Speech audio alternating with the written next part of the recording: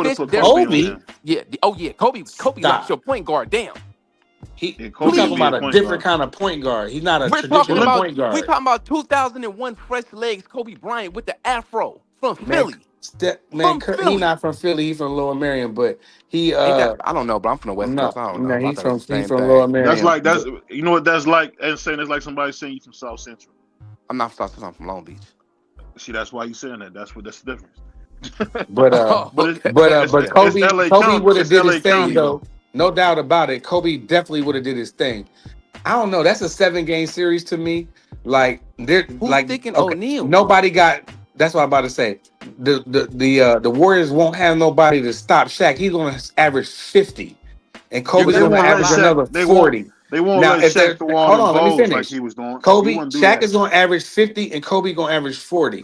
Now, can the other players plug in because the Warriors going to Rick shoot a Fox shoot lot of threes. threes. Rick Fox shoots threes and play defense. Man, Derek he Fisher don't hits shoot threes 7 and and 8 threes a defense. game like them Splash But Brothers be shooting 20 and 30 Derek threes Fisher a game. does. They be like 11 for like 23 at the end of the game. The Lakers ain't never play nobody like that. Yeah. And But then you Derek got Fisher KD that, does. and once KD, because his IQ is so high, once he figure out Rick Fox, he gonna know what he can do, what he can't do. He's gonna shoot over top of Rick Fox. There's nobody gonna stop Kevin Durant, bro. I'm a. He's gonna drop I'm a. another 30 on Rick Let me say Fox. this one thing. Let me say this one thing. You got this. How you got to look at it too. For one, Klay Thompson was a really good defender before he got hurt, and you're gonna have Klay Thompson guarding Kobe flat out. And I'm gonna be honest with you, Kobe's gonna have to guard. He's gonna have to guard Klay. The only thing I will say is that the two people that would cancel each other out is Shaq and KD, because there's nothing you can do with either one of them. Right. I think KD, to me, until we seen that dude Wembanyama, we never seen nothing like it. Yeah, but you forget that their depth is crazy. You have Iggy coming off the bench. You got Sean Livingston. You still had David. I think you still had David Lee at that point. No still knees. had a whole bunch. Yeah, they had a whole bunch David of Lee depth. was That gone. 17. David Lee wasn't there. I forgot. Or was it David West? It was one of them. It was one of them. David West was still tough. David West was there, yeah. I liked the David West. I like the David West. 01 didn't have a lot of depth. That's the only thing about 01. 01 didn't have a lot of depth. But you remember, we still had Horace Grant. We had Horace Grant. We had older. squad. That's older. That's way older. But that's the same. He was old. That's the same as Devin. That's the same as D West though. It's the same thing. They both was old. Remember, but we had John. You remember? Hold on. We had John Sally on that team, dog. I don't think we remember. The Lakers had they could have fouled Shaq out. They would have threw JaVale McGee at him. That what's the boy? Zaza. JaVale McGee wasn't on that team. Yeah, he was. But he was. I'm thinking you would have had Zaza. I'm thinking 7-3 and 9. You got 4 centers on that team that would have been able to just try to hack a Shaq this nigga. You would have threw Verjao at him. You would have threw Zaza. You would have threw McGee at him. You would have threw Kevin Looney in there. You gotta remember. You know what team? They're gonna spread out the floor. So remember Ian Clark he came off the bench, and then you got Iguodala. Don't forget about him, man. They would have had too many niggas. I don't know. That would have been a good series. Bro. It would have been a good series, but I think. Let me ask you something that's more fun, because Cartwright jump shot was the worst. Trying to debate about that, but what was the best version of LeBron? Miami, Cleveland the first time, or Cleveland the second time? Miami. What was the best version of LeBron? At Miami, without a doubt. LeBron would rip off 30 points by himself. He was different, bro. I would say LeBron the second time in Cleveland, when he was big and he could still do all that stuff that he did. And he was not playing around. I would say LeBron the second time in Cleveland, because he was more experienced and he knew what he needed to do to win. With Miami, he had he had 2 other superstars that he could lean on. Actually, 3 other superstars that he could lean on. But when he fell down the steps. But LeBron I like that he was smart enough to know what he needed to do to win. So and he was savage too. I just feel like the Cleveland LeBron with Free was talking about is more seasoned, but that Miami LeBron was a savage though, bro. I don't know, like everybody was like LeBron don't do this and Jordan can do this. Man, LeBron was. Y'all better go back and watch LeBron on the Heat, because he was D Wade and Bosh would take a step back and let LeBron go to work. I'm gonna keep it real. 2018, they robbed Bron of that MVP. That was nasty. Best year to me. 2018 was his best year to me. 82 games, put 50 first game. Go ahead, man. I would say that the first time around, maybe his 3rd or 4th year in, to Cleveland, I believe that LeBron was the best version of LeBron because that boy was Ain't no raw. way. That boy was Because in raw. that season, LeBron was hitting a bunch of he hit threes from the logo. He wasn't doing that back then. So No, I feel like Well, with Free would he say, talking about because he was so athletic and no, he no phenomenal. doubt was about it, bro. raw. He lived up to all his expectations. My He was on the God, he front of was raw. He was on the front of Sports Illustrated in his 10th grade year, bro. And he lived up to his expectations. He's never been in any scandals. He's not got none of that stuff behind him. And I don't know why this kid receives so much hate.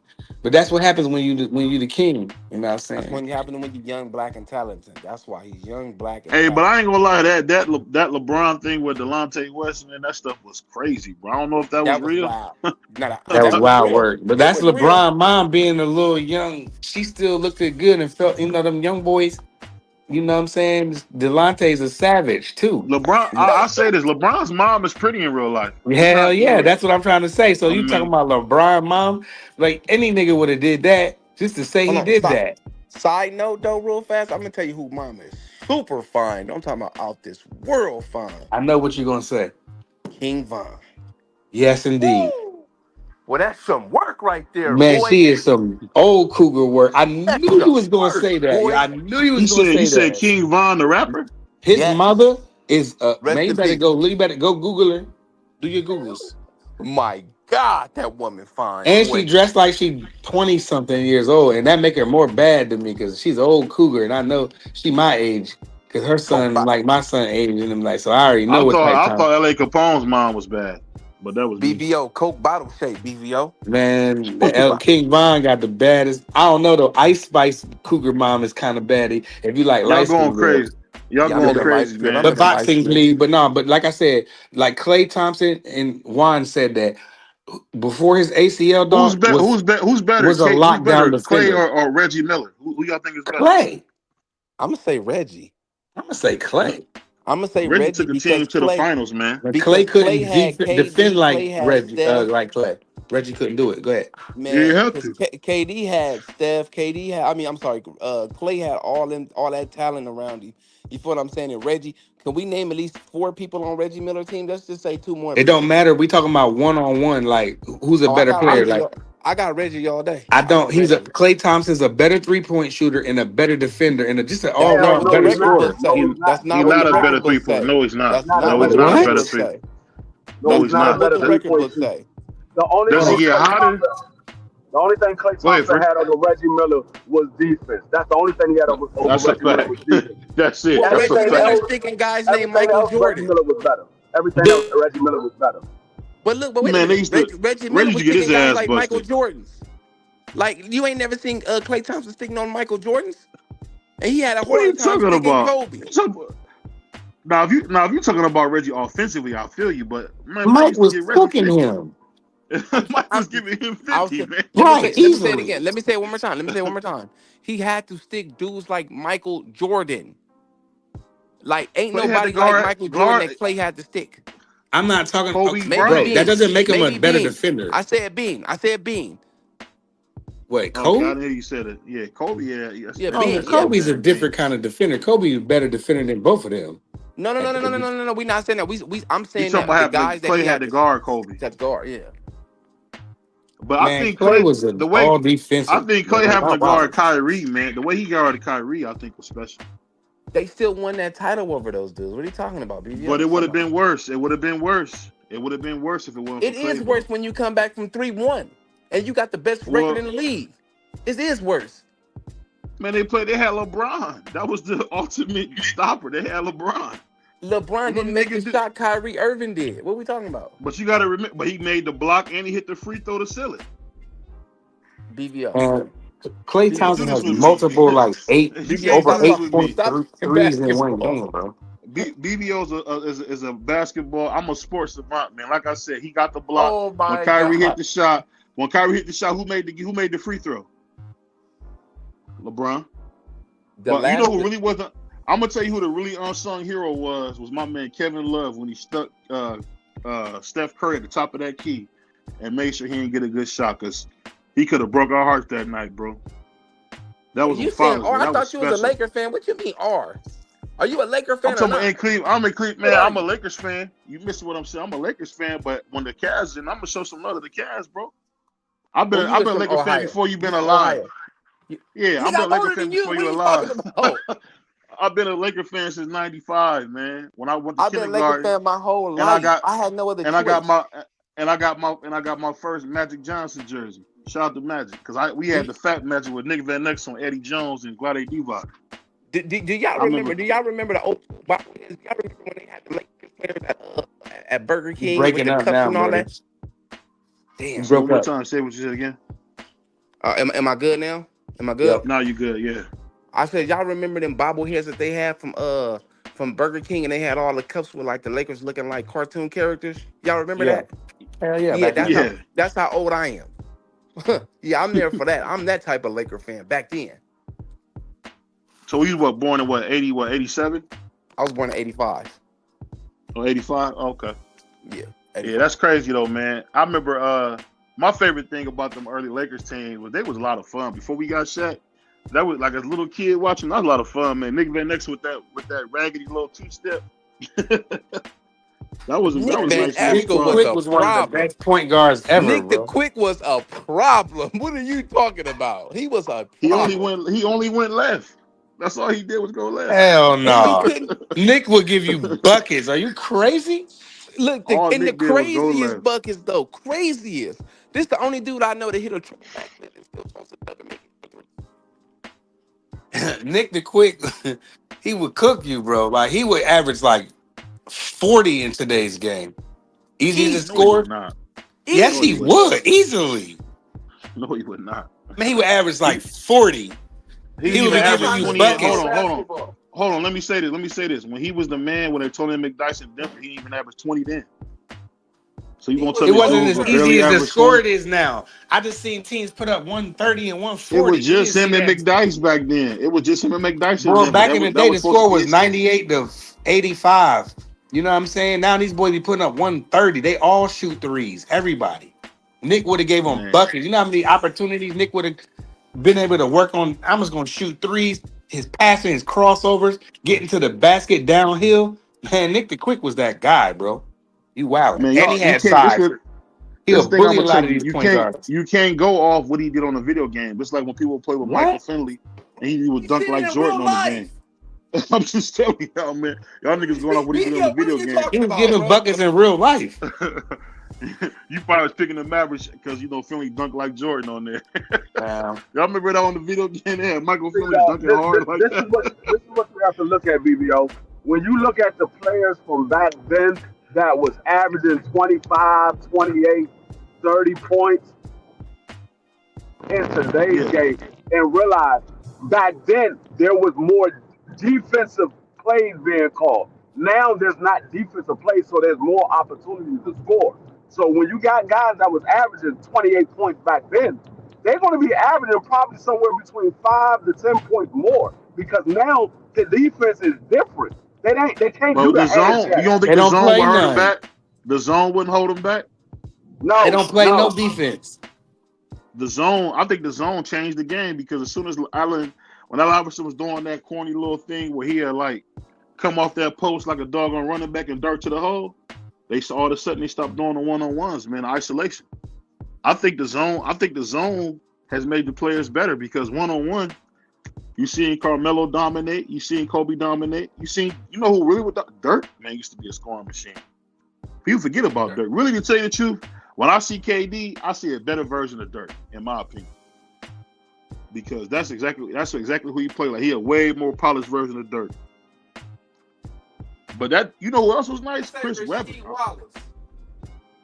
Well, you remember she didn't really have that mind to score like he was supposed to. Remember, she would want to do everything else. He didn't want to score like he was supposed to. And I think that, I tell you what, one thing, it's funny we talking about this. That's crazy how mindset always playing to how good somebody can be.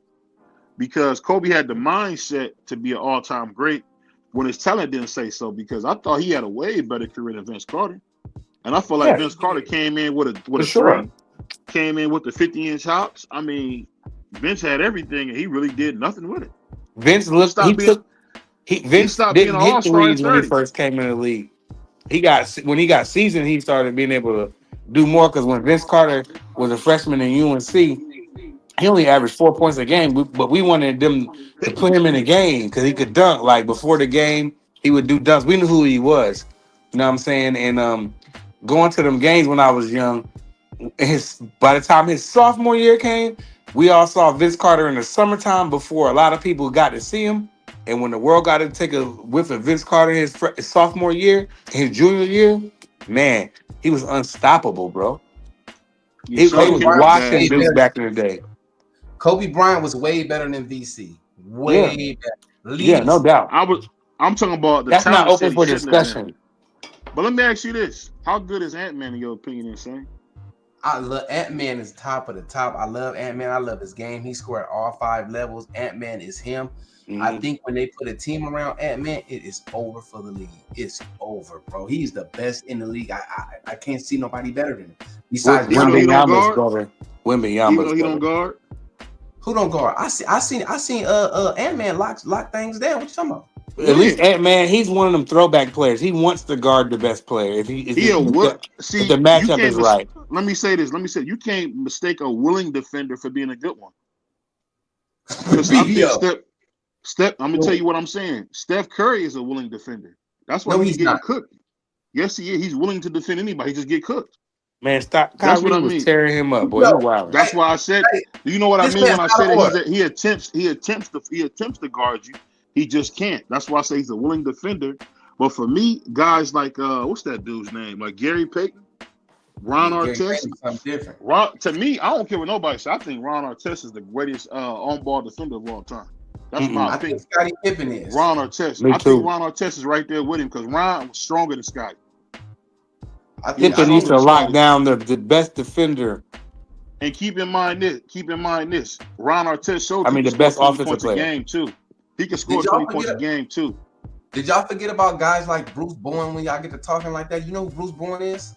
Yeah, he's a lot ish down. The Spurs, that was dirty. He's dirty, bro. He's dirty, man. That boy can play defense. Do you remember who Shane? Man, that's like. Now, if you said Tony Allen or somebody like that, I could. He would get cooked in today's league though, because a lot of his tactics wouldn't fly. Get Tony Allen up out of here, bro. Bruce Bowen.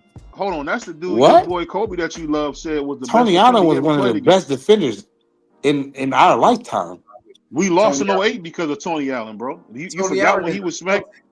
You forgot when he was smacking. Kobe Bryant will tell you. Kobe Bryant will tell you. Tony Allen is his toughest defender. I think. I heard Kobe say it, but I think too. Roger Bell was tough too. We used to love Roger in Philly. Yeah, he was real tough, man. They just made. I think they made that was more because they made it because Roger made it personal. Like talking about he want to fight Kobe in a cage, and I mean you gonna want. Roger wasn't scared of Kobe, even though Kobe used to give him 30 and 40. Man, Roger was not scared of that nigga, bro. Well, Matt Barnes was a hell of a defender too. I mean, we just talking about wing defenders here. Matt Barnes was a hell of a defender. I seen Matt get cooked though. I seen Matt get cooked by Kobe, not by a lot of people though. Man, he got cooked by what's the dude's name? Michael Redd gave him a bunch of points. Michael Redd used to give niggas buckets back in the day. Michael Redd ain't nothing special, dog. What? Until he got hurt. Michael Redd LeBron was trying to get Michael Redd forever, and Michael Redd got hurt. Michael Redd ain't nothing but a liability because he always injured. He got to go. He got to go medal. That's the only problem. Mm-hmm. If Michael Redd never got hurt, he used buckets, bro. You wild. Let me tell you the person, if they never got hurt, who would have had an astounding NBA career. Somebody stop me if I'm lying. Brandon Roy. Man. Brandon Roy. That dude gave Kobe and them fits. That Portland Trailblazer team gave them fits. If them boys could have stayed healthy, it was man, it would have been over, yeah. They could beat them. Brandon Roy, man, he tore both his legs up, man. That's unfortunate, man. And he did all the right things. Like he stayed in college all 4 years, I believe. Like he did everything the right way, man. But man, he got to the league. He was giving niggas buckets, but he couldn't stay healthy.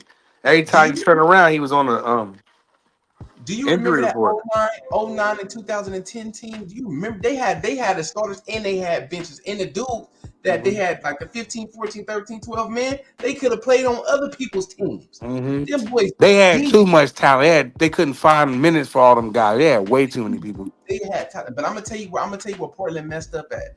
they took Greg Oden, the 58-year-old, the 59, the 89-year-old man over Kevin Durant.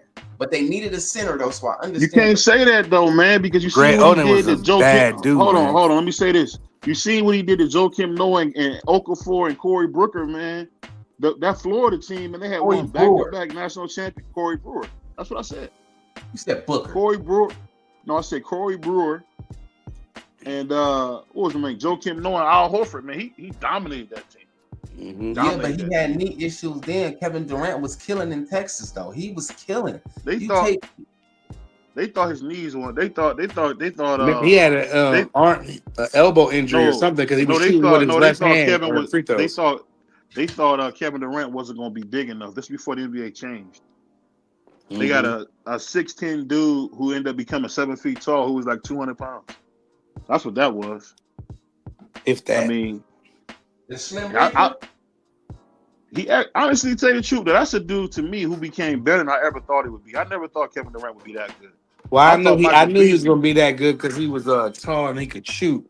But I thought Michael to me, Beasley KD's he's not like that, man. He's yet to lead his own team.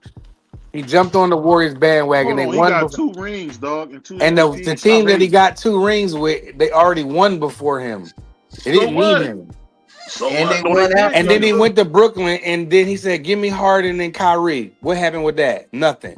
Then he went to Phoenix with Devin Booker and DeAndre. And what did he do? Nothing. Now he's on Houston, and what they're gonna do? Nothing. Now they got DeAndre Ayton up out of there. That's when DeAndre Ayton went to. Yeah, right. True that. So he had Devin Booker and Bradley Beal's. What I meant. Yeah, they had Bobo and Yusuf Nurkic, and they did nothing. They didn't make the playoffs. Now he's on Houston. They should have kept that young team together. They looked pretty good. No, they couldn't.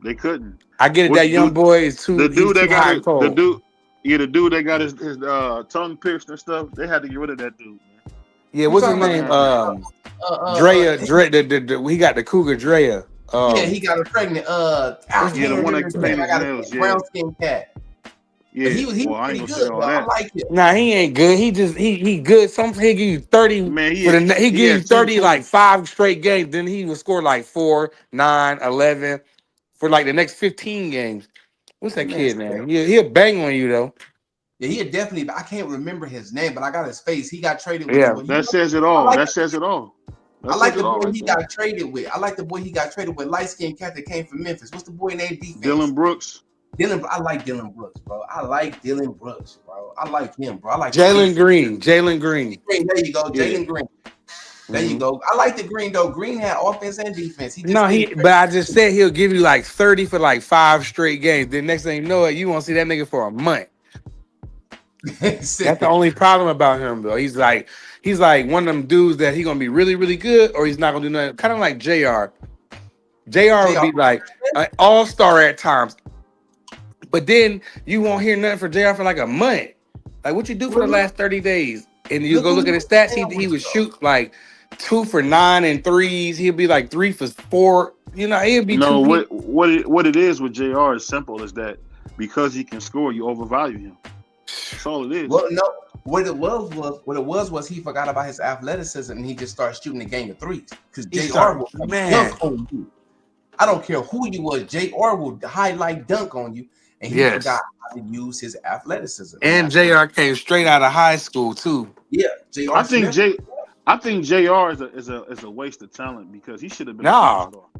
Well, he got 2 rings. He got championships. He can shoot. He can shoot. He can play defense. He played above the rim. He should have been at least an all-star at least 2 or 3 times. I don't think he ever made the all-star team. But all I want is people like him, especially my man Jamal Crawford, to get into the Hall of Fame. I think Jamal Crawford deserves it. Like that nigga made the NBA fun, bro. No, he probably the second best 6-man of all time behind Lou. Who the number? Behind who? Behind who? Don't Lou got the most 6-man awards? Lou Will? Tyronn Lue? Nah, Lou Will. No, Lou Williams. Oh, Lou Williams. Yeah, for Philly. Yeah, I mean the boy. We love Lou here, but Lou Will. I thought Lamar he's not better than I'm sorry, Jamal Crawford. I'm taking Jamal Crawford all day, every day over Lou Will. But I don't know though. Lou will give you 20 and 30 off the bench though. You're the only one on the planet that would say that because Lou gave you that 20 points on winning teams. Jamal never Off did the it on winning bench. teams. Hold on. But y'all forgetting about Lamar Odom. Lamar Odom won Olympic gold and 2 NBA Yeah, championships. LL was a good one. Yeah, LL. but you know, no, the thing At about 6'10", him that sucked, 6'11". And he he'd was give smoking crack. he'd give y'all mean 40 and come back and give us 10, bro. I ain't trying to hear that. I watched that bum when he was in LA. Lamar Odom. Lamar Odom gave Yao Ming 40 points. Stop hating on Staten Island, man. He gave him 40 points against Yao. Next game when Kobe came back, that nigga had 10 points. Come on now, Lamar. That's what he did. Somebody pull up Lamar. Lamar average off the bench was 18.5 points. What is he talking about? What BVO talking about? No, he was. You talking about that one year he won a 6 man of the year before he traded him to Dallas. And then the trade got rescinded. No, he didn't get rescinded. That's when he started smoking crack in Dallas.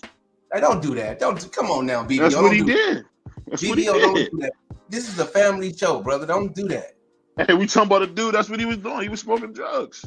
I mean, BVOs. Hey, so BVO, what happened to your NFL career?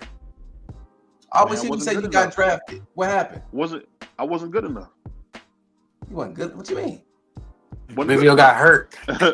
He got hurt. Okay. Not even that. If you don't make it in something, you just wasn't good enough. But I said the cool thing about it was I got a chance to do a lot of things, a lot of cats don't get to do. I got to be in the car business like I'm in there now.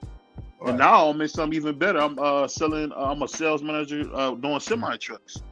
For a boy from the ghetto, I can't complain. Complain. Right. BVO, the suburbs. I respect that right there. That's some real BVO, shit right there. Excuse my language. The ghetto. Say it again. The suburbs is not the ghetto, brother. I said a black boy that came from the ghetto. Yeah, I just said the suburbs is not the ghetto, brother. So anyway, I never lived in the suburbs. You know what's funny? You know what's so funny, man? And when I hear people say that make me laugh so much because I used to be one of the dudes they would say would never do nothing, man. And I look at it now, and I just thank God, bro. I just thank God, man. I mean, being in the places that we've been, BVO, so you know the struggle, homie, because you went to the same places that I've been through. So, bro, when you in the youth authority, man, them dudes tell you every day you a loser. Yeah, I'm already. They tell you every day you ain't gonna be in nothing. I remember a lady told me one time. Lady told me one time, the best you gonna do is work for the state, and she wasn't talking about working at no job in the state. She's talking about being in jail for life. She was crazy. I remember when she died, and when she died, I remember laughing and saying, "Man, I hope she enjoy hell." You burned up. Shout out to her, man. Shout out to Miss Sonderman, man. May you rest in peace. Appreciate you, baby. And your co-workers too, baby. You feel me? And your co-workers. You know what I will say? This is a little tougher subject than most like to hear, but the systematic killing of young black boys' confidence is crazy. When you in school and they constantly tell you how stupid or how bad of a kid you are, that really shakes you, man. I know cats don't want to be honest and say that, but that stuff really hurts, man. When you a youngster and somebody tell you ain't gonna ever be nothing, or you on Ritalin, so they want to tell you that you a psychopath, or you know what I mean, that you can't self-regulate. You know how they do us, man, with all those microaggressions, bro. Well, I tell you like this, BVO. For me to avoid CYA, bro, we was taking Ritalin. We was taking those psych meds, bro. So we stayed in psych med Scobie, not to go do 18 months or 2 years up in CYA. Yeah. So, hey, because you know, if the magistrate say you got to be on mandatory meds, you're gonna take that over sitting in the cell. Anybody's gonna take that, but definitely. It make you worse. It make you worse. I can tell you this: it took me a while to get all my senses back because I used to trip and fight all the time. And I think it was the meds that was doing us like that because we just all spaz out and be fighting all the time. But yeah, I know what you're saying, bro. That was crazy. I know exactly what you're saying. I think a lot of times what it was when you growing up in the ghetto, man, the thing that you don't even know why you're so aggressive, but it be the music. And I'm gonna keep it a buck. In 1998, when I was 8 years old, DMX destroyed my whole neighborhood. I remember dudes was coming to school, man, with mechanical pencils, man, and it was like gladiator wars. Dudes would be in the doggone bathroom when I was in elementary school, telling me we're gonna have a jail fight. Come on, put the sheet on the door. This is in school. Dudes were saying that. That's wild. So I mean, people think that stuff is funny or that stuff is cool, man. That stuff wasn't cool, bro. And you know, like I know, the Shout dudes out that Miss you B. hate the most, the dudes you hate the most are the ones you see in jail. The dudes that don't watch their tail, the dudes with the bad attitude, the dudes that don't know how to speak to nobody with respect. Them the guys you see you get in jail. Because what they do is it's like a doggone family reunion when you go to youth authority because you see everybody you ain't seen. But it only prepared you to go to a parent facility and be in jail your whole life, man. Hey, BVO, bad, bro. In your chat, bro. What's going on? We got to shout out Miss B. You already know. Miss BVO? No, that's not Miss BVO. No, that's some goofball. But shout out to Miss B. He said That's a goofball. goofball. That's a goofball. Yeah, shout out Miss BVO. I'm like, yo, that's crazy. No, she don't talk like that. Her name would be Miss BVO. But I say this. I say this. The thing that I like though the most in saying I like seeing cats like you come home and understand it's time to do something different, man. Oh, you know, and you moving was incredible, dog. Because cats don't even leave their neighborhood because they too scared. You're right. You know? 100. And you talking about, and I'm gonna say this. One thing about especially Long Beach, them Insanes, it's on another level. It's on another level, man. Them dudes we see it all the time, man, because Insanes is so tough. You got dudes who will go to 20s, you know what I mean? Because they can't rock with the Insanes. You know that, bro. Yeah, that's 100%. That's 100%. That is a fact. That's a fact. Them brothers flipping over cars over there. Because I say this, them and I say the criminals, them dudes is insane, bro. Talking about the Hoovers? Just think about, we don't want to say their name. That's why I said criminals. Yeah, them the homies. We tell them. Yeah. Yeah, but I never was cool. I never went to the hoochies, man. What I'll say this, the cool thing about it all is that I like that you seeing more and more young brothers, man, come together, man. You seeing dudes from over here, you see dudes from over there coming together. Because I'm telling you, man, we more alike than we not. And I think that's just that. I think because when you go to jail, y'all gonna fight together. Yeah, y'all gonna fight together, man.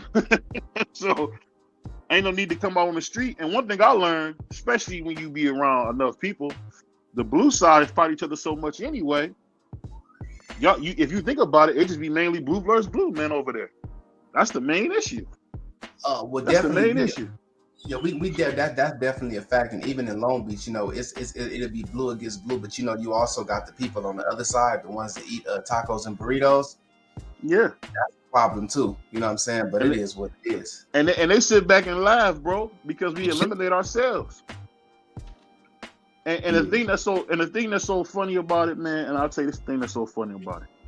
People forget how beautiful a place LA is.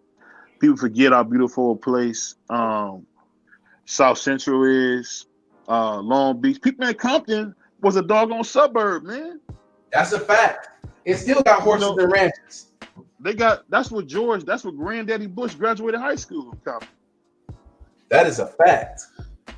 So it's just one thing I'll tell you. And then when you got these dudes that's not from the land, from the soil, that be trying to rep something they don't even know about, it just be so corny, man. Like, y'all so corny, man. Like, I never understand why people try to take stuff from the soil. You weigh in, what the heck, wherever. You talking about you part of this. No, you not, man. You know how many people tell me, you know how many people tell you they from different streets that they're naming? Them is streets in LA, bro. Why are you naming yourself after a street in LA, man? That's how corny dudes are. And that's what happens when you don't have your own mind. And I'm speaking for myself. When I was young, I used to listen to Gucci Mane, and I used to want to hurt people. That was my problem. He said Gucci Mane. Listen to Gucci Mane, I don't want to hurt people. Guwat was that guy. I mean, you heard him. He said, I'm a gold mouth dog. That's what he said, man. I like the one when he was like, Gucci, what'd he say? Bring the trash out, Gucci do the dishes. The kitchen song, that was my joint. When that brother said Gucci Tarantino Casino, we playing bingo. Hey man, Gucci used to go crazy. Mm-hmm. But I say this. I wish more young black men understand that rap is fake. It be dudes like me, you, that was doing that stuff, man. And they ain't have no magistrate telling them they're gonna give them juvenile life. They didn't have nobody telling them that. Yeah, rappers ain't gonna do nothing. Or you go and they talking about giving you 25 years, then they gonna talk about giving you enhancements for something small. And rappers that's be what. telling anyway, so who don't do nothing with them. Salute to the illest remix. Yeah. What's going I on, just think Ellis? that's the thing that we got to work on, man. Young black dudes gotta understand, like, we can't get caught up in this stuff because it's better now. But I'm telling you, man, the worst thing that ever happened to a lot of these places is gangs, man. Just being honest, it's gangs. Well, they listen to It's that gangs. new rap music, that drill music is man. I listened to a couple of them tracks. I was like, dang, these niggas is crazy, boy. They go And say, tell you know what? everything. They go You know what tell I realized? everything. They should all be indicted. And saying when I listen to like the older guys that started the whole movement, you know, whether it's Roy Rogers or you hear people that say they knew Tookie, or you got, you know, different people who say they knew different people, right? T. Melvin Rogers, you mean? Farmer, yeah, T. Rogers. You got the thing. I realized that was something they did as kids, man. That wasn't To something me, they were planning to do as a grown up. What would you say? to me, so it goes back to when the people was in Africa and even Africa now, we all have tribes, right? So Right. the introduction to these tribes, you know what I'm saying, that it's gangs now, you know what I'm saying, it mutated to something that it wasn't supposed to be. But if you take out all the beef, it's really just a camaraderie for guys who grew up in your community with you. You know what I'm saying? That's what it really was. But in the 80s, that the crack epidemic happened. Hold on, baby. Let me turn my phone off. My fault. No, you good. Yeah, you know he get old money. school. Dude. I get money. So Money. you know, so when the crack So epidemic in the 80s, when the crack epidemic hit in the 80s, that's what tore everybody. That's what tore everything down, because now you're fighting over money. You're fighting over money because you're selling this product that the government put in your communities. And then, if you guys remember, in LA, a lot of those trains were stopping. They were stopping in Compton, LA, Inglewood, all that, and those trains had guns in them now, right? So now, when you don't say the G word, say weapons, man. Firearms. Oh, okay, the proper term. Yeah. Firearms. Okay, not so weapons. BVO, you want firearms or weapons? Firearms. Weapons, man. Weapons. That sounds crazy. I looked up the codes, man, of what they say you can say, bro.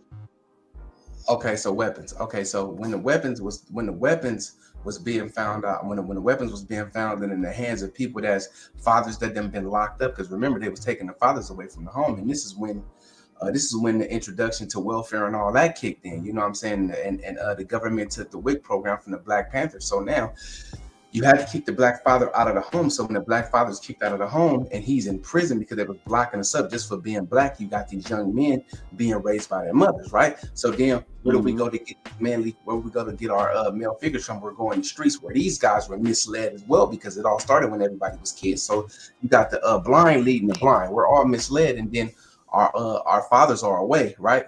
So now we got can I say, I'm gonna say we got D in the streets, and D is getting sold to these mothers and these fathers, you know what I'm saying? And then their kids are on the streets, you know what I'm saying? And now you got these gangs. So I need a father figure or a big brother figure. So I'm gonna go to the gang. So guess what they're gonna do? They're gonna have you the same D. They're gonna hand you one of these weapons that they got off this truck. And guess what? Since he don't get along with him, we at war with them on the other side. We don't know why we beefing with them, but we beefing with them because what the police used to do is, and a lot of people don't know, is they used to drive by neighborhoods and yell out, "Oh yeah, hey, this 20 Crip," and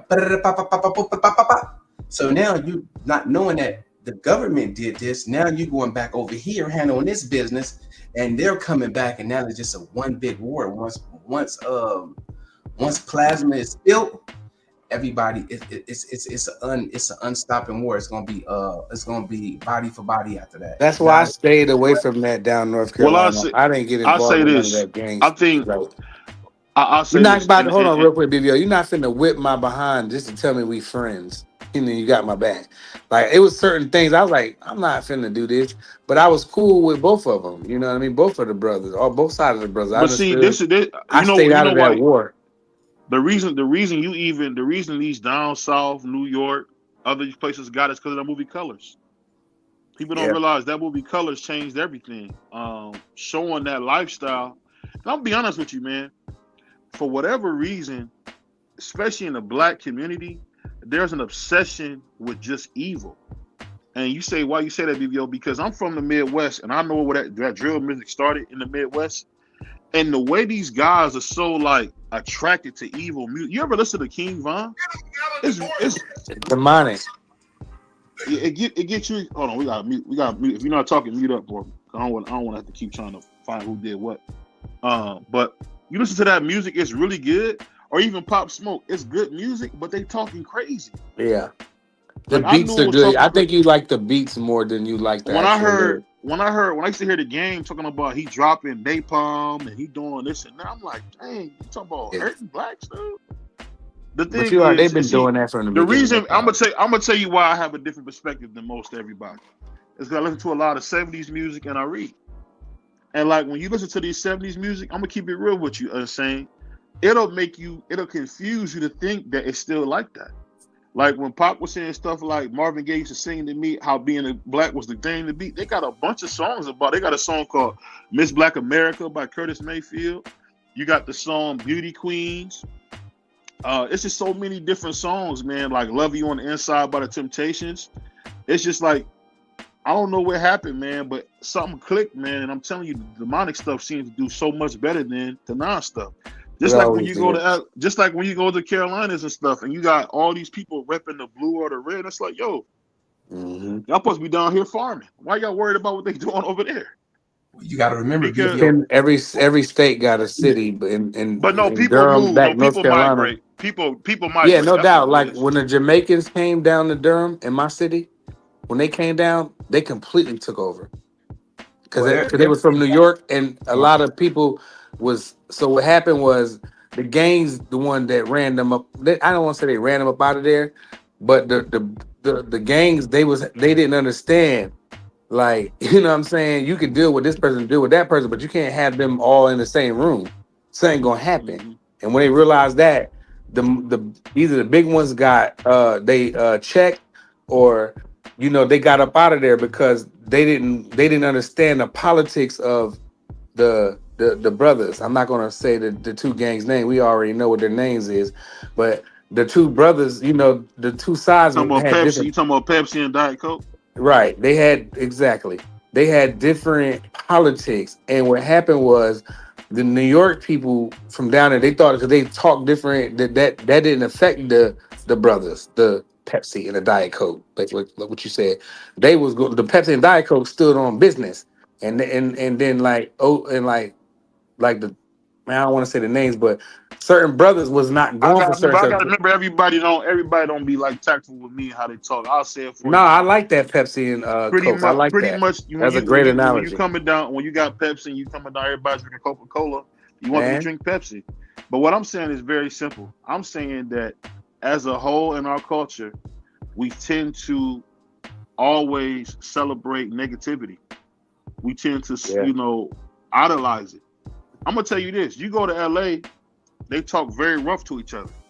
Why? Because Trady, what's my man? What's my man's name? this rappers way Uh, before Trey D, homie. no, you missing what I'm saying. I'm talking about the street rappers that really make noise. What's my dude's name? O3 Greedo. These guys talk rough in the records, so you see it kind of come back out. they did Because him great. one thing I give LA credit for is they always try to rise above it. How they try to rise above? They try crumping to rise above it. Then they try to do jerking to rise above it. It's good people out there. I just think overwhelmingly the bad people always seem to overtake the good people, and I think that's what happens a lot of times around the country. Is Well, that the BVO, can bad I say people always seem to overtake it? Go ahead. in LA, I can say this now. The royal colors of blue, the royal colors of red, the royal colors of burgundy, the royal colors of orange. Those dudes, LA is not the same no more, and it's a lot more black power than it is. You know what I'm saying? The negativity, though there is some things going on, but just know you would catch a dude wearing royal red and royal blue, kicking it together, functioning, partying. You know what I'm Yeah, saying? you It's will. not how it was. It's not how it was. I'm glad it's like that because back when I And was a shout out young to boy Nip, in North Carolina, it was shout out to Nip and YG for helping with that. Yeah, People don't Nip, realize how big that was. That was all huge. that, all those dudes. But I can tell you this though, and let me see. They had a dude, and I think I can say this name. They call him Freeway, right? So a lot of dudes was doing what Freeway was doing, and this is how you get these tribes going to other places like North Carolina, South Carolina, New York, and all over, because there's insanes actually in North Carolina and South Carolina and in New York. But it was dudes doing what Freeway was doing, and that's how that dudes got established where they was at, and that's how That's how those tribes got there. Yeah, I want to give Ice Cube credit for, and not. I know Nip in is them no, young he a guys. civilian. He a civilian. You can't Nah, really bring but him back up. in the day,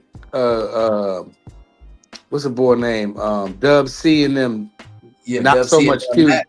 and Mac tied the rags together before. Yeah, and that those are was mortal. big back then. Those Especially are back mortal then. enemies, like mortal enemies. Yes. Yeah. So and they got there's a video you can probably go look it up on YouTube with their flags respectfully tied together. And you know something funny? Like you remember when they had the All My Life video, Insane? I thought that was crazy how they had Wayne walking through Nickerson Garden like that. I was like, what? I said, what? Wayne and them I'm much disrespectful serious, though. You know, young niggas disrespectful. A lot of that stuff changed when NWA and Luke and the 2 Live crew came into the game. They changed the way we talk to each other and we talk to females. Because prior to that, hip hop was about building up the black community. Once the late 80s, the mid to late 80s came around, it was about tearing down each other. Well, hold on, they was going at each other.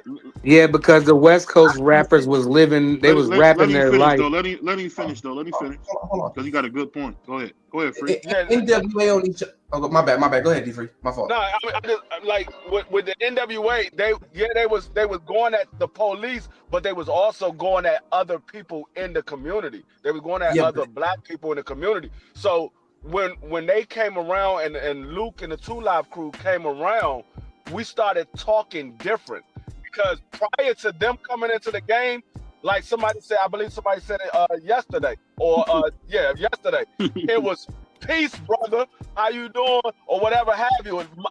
They was calling females ladies or black queens. When Luke and NWA came around, it was nigga this, Be B that. this, a whole H this. It was like the whole language switched over. Everything switched over to a different language. That's a fact. Okay, but my thing about what NWO did, what they did was shine a magnifying glass on what was going on in their communities, as far as what was going on in Compton, what was going on with LA. Now, the thing but is, they never rep though. They never rep though either. You gotta remember that they never used to rep on early hip hop like that until DJ Quick, until you see him do that. Yeah, because you know, Easy from Kelly. He's from Kelly Park, yeah. And Ram from over there, you know what I'm saying? They never really whatever. But my thing is they have something, what's going on with the music, right? And BVO, this is for you, especially with the DMX and all that. There's something in those 808s and in those beats that mess with your frequency in your body. Facts. And that's what makes you feel that way. Those dopamines that kick off. Notice when you listen to R&B, especially our 90s R&B, I love me some 90s R&B. That's all I'm banging is 90s and 80s R&B.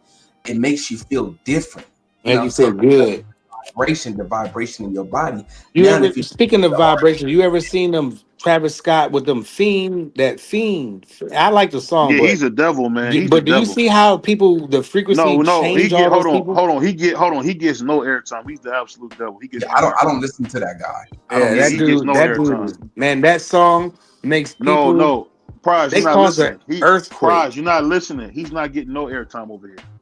I was speaking on frequency because he shot up my antennas went up when he said frequency. Yeah, but that dude is too evil to talk about, dog. He's an evil. That's dude. a fact.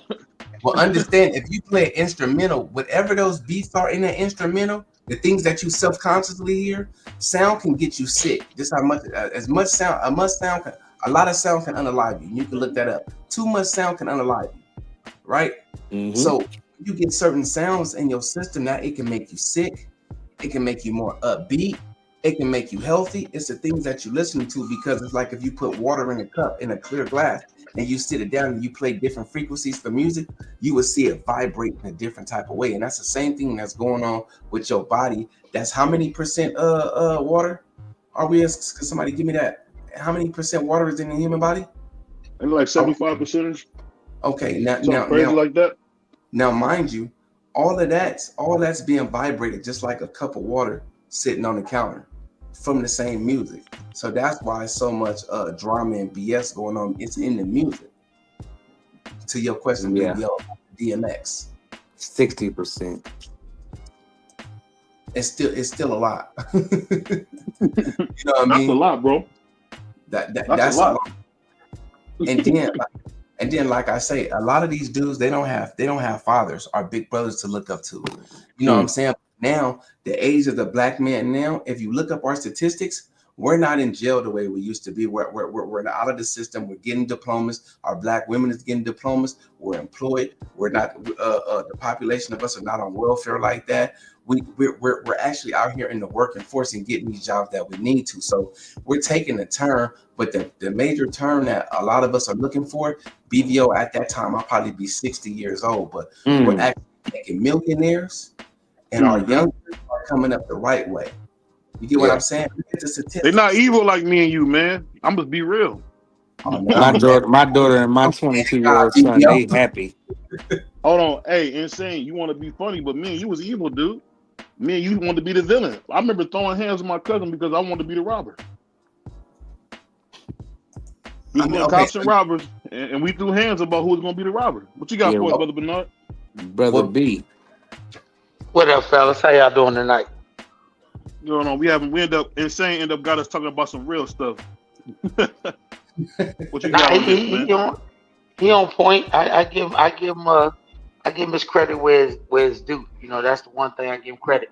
But I was just laughing because I ain't seen no empty units in the project. What you mean? He just said we not the numbers in prison going down with us that we got the graduations and that. I said I ain't seen no empty units in the projects and they still got overcrowded in prison. Yeah, but if you look up the Mr. Hatchett, if you look up the statistics, especially I'm speaking on the West Coast or whatever. If you look at those statistics, we are down. Like we're down. If you look at our graduation rates, it's up, and if you look at the employment of the black people, it's up. I can only speak on the West Coast. You know what I'm saying? In Alabama, ain't that skewed? Is it? You said Alabama?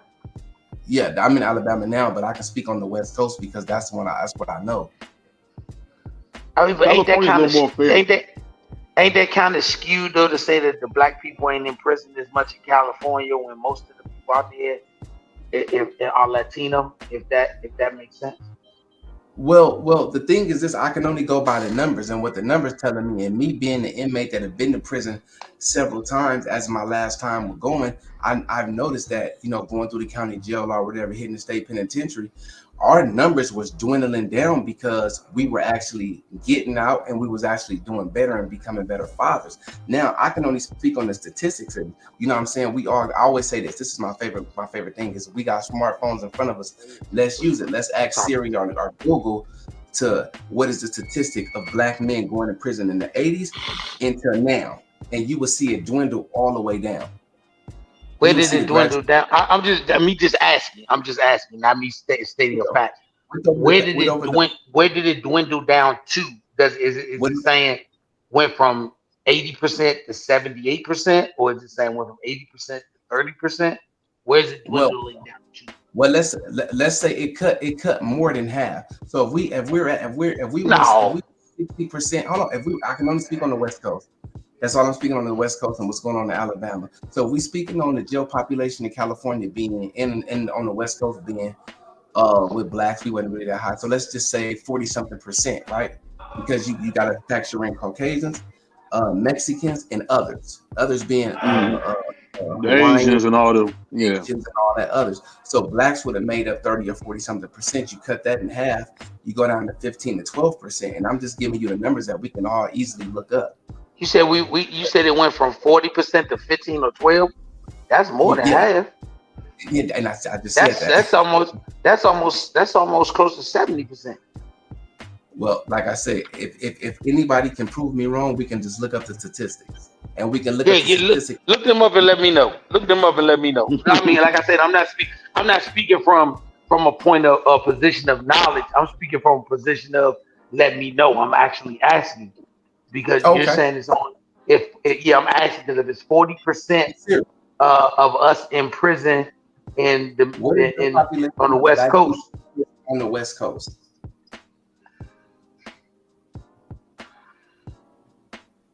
One thing I will say though, the West Coast has done a good job with jail reform. As of December 2024, the Federal Bureau of Investigation Bureau. I'm sorry, let me speak to the Fed again.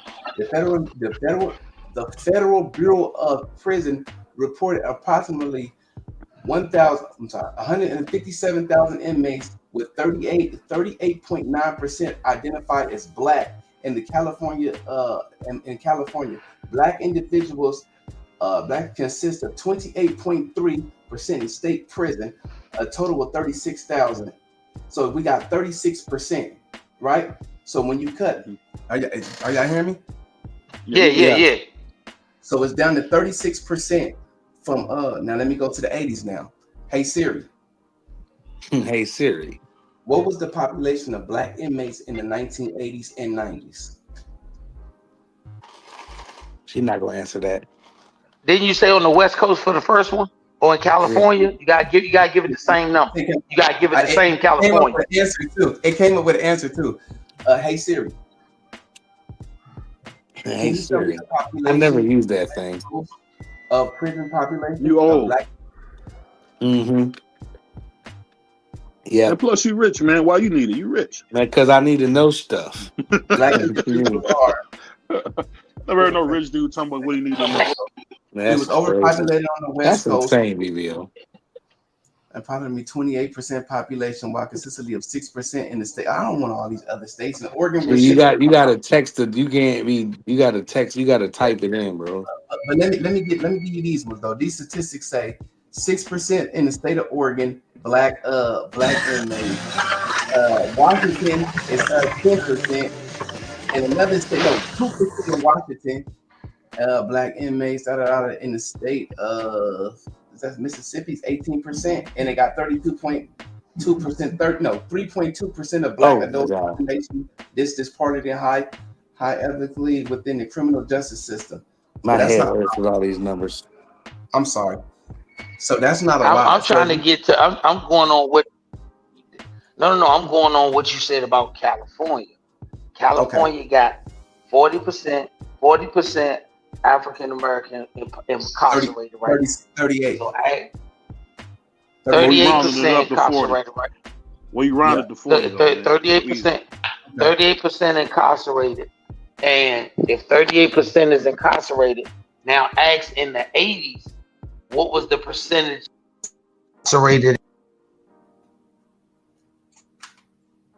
Hey Siri. Yeah, in the 80s. Yeah. Hey Siri. What population in the 1980s in California, Black populations in prison?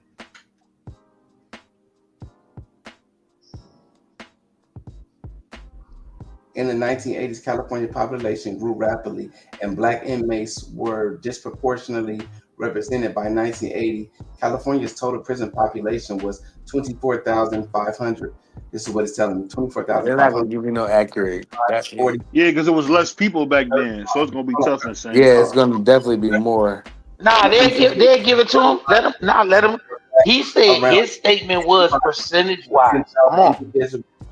The end of the decade, the population has surged just past 80,000, with Black people still roughly a third, approaching 25,000 and 27,000 inmates.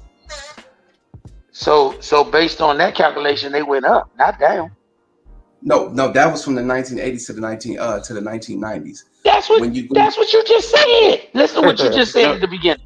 You said currently the population has decreased based on comparing to the 1980s, and that's not true. That's you just proved that is a complete fabrication because it's actually gone up. It went from 25% to 38%. One third was the 25% up to what it is now at 38%. That's why I was asking that, because I haven't seen, and I'm a former inmate as well in the 90s going into the 2000s. I have not seen the cell look change, and I haven't seen any empty units in the hood. Okay, now give me 1 second. I can't say they're gentrifying the ghetto right now. I can't say they're gentrifying the. You can't mistake that for progress. Hold on. That's the one thing I will say. You can't. And they didn't progress. They didn't gentrify the projects. It's the white people in metropolises didn't have anywhere to go who were getting government assistance, so they had no choice but to move into the project. You can't gentrify a plantation; they had to capture it. Hey Siri. As of today, what is the population in California of Black inmates?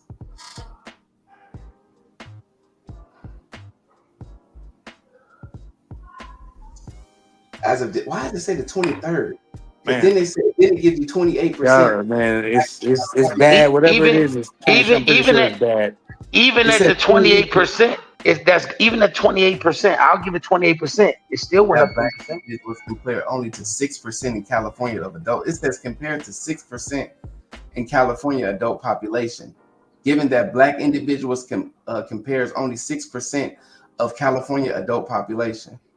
So if California's adult population of Black people is only 6%, but they make up 25 to 28, I'm gonna use those numbers since that was you gave me, of the entire prison population, that's not good. That's high as hell. Yeah, that's atrocious. That's not. Yeah, you can't run on those statistics if you got to get in office. No, I just read what was in front of me for 2023. I don't know why you know what it is though. Insane. I think what he's saying, and I know it. This is the thing I think he's saying, Brother B, is that in California they are very favorable to inmates. So when you come home, they actually come home. You come home with a plan. So but listen to what both y'all saying. The numbers ain't saying. The numbers are not saying they're taking advantage of the help, because if they were, the numbers would be going down. Because if you have a population of 25%, and over the years, it rises to just the 28%, and you release 6%, that means the recidive rate is high. Well, brother, we know recidive is higher. We know recidive is higher than new case. In brother Insane's defense, and I'm just only going to read. It says the incarceration rate for Black people in California has decreased since its peak. For instance, the Black incarceration rate in the jails dropped by 34% between the 90s and 2015, and that's today. And listen to what you whatever said. That's worse. Listen to what you said. At its peak. So they were going based on the peak of something. And yes, it's dropped down, but it hasn't dropped below the average. I'm not going to disagree with that because I don't have the information in front of me. Based on what you said. Based on what you said. No, for sure. It said at its peak, meaning at its peak population. But and the peak meant the 1990s. Yeah, correct, the peak but meant the 90s. Drop below average. Okay. It never said it dropped below average. Okay, can I read this for you guys? Okay. Between 1980 and 2025, the Black population in the United States have grown from approximately 26.1 million to 48.3 million, marking a 33% increase in 1980s in Black individuals compared to about 11.5% of the total U.S. population, rising to 14.4% by 2025. This growth reflects both natural population increasing and immigration I don't know that word. From the Caribbean. I don't know that word. I'm sorry. You can't skip words now. Nah, you good, bro. You good. You good, bro. I'm trolling. Because what you just told me is that. But what you just told me was that population wise, we outpaced everyone else by only a plus minus margin of 14%. Because if we scaled at the number you said for Blacks, and then everybody else scaled at the number, when you look at the difference, it's only 14%. But we still outpaced them on the prison population by 1/3. When they say we're 1/3 of a group, that means it's only 2/3 left. And when they count the 2/3, they're going off Latino as a third, and then they go everybody else. So we're still outpacing everybody else in the time we spend in prison. We're outpacing them.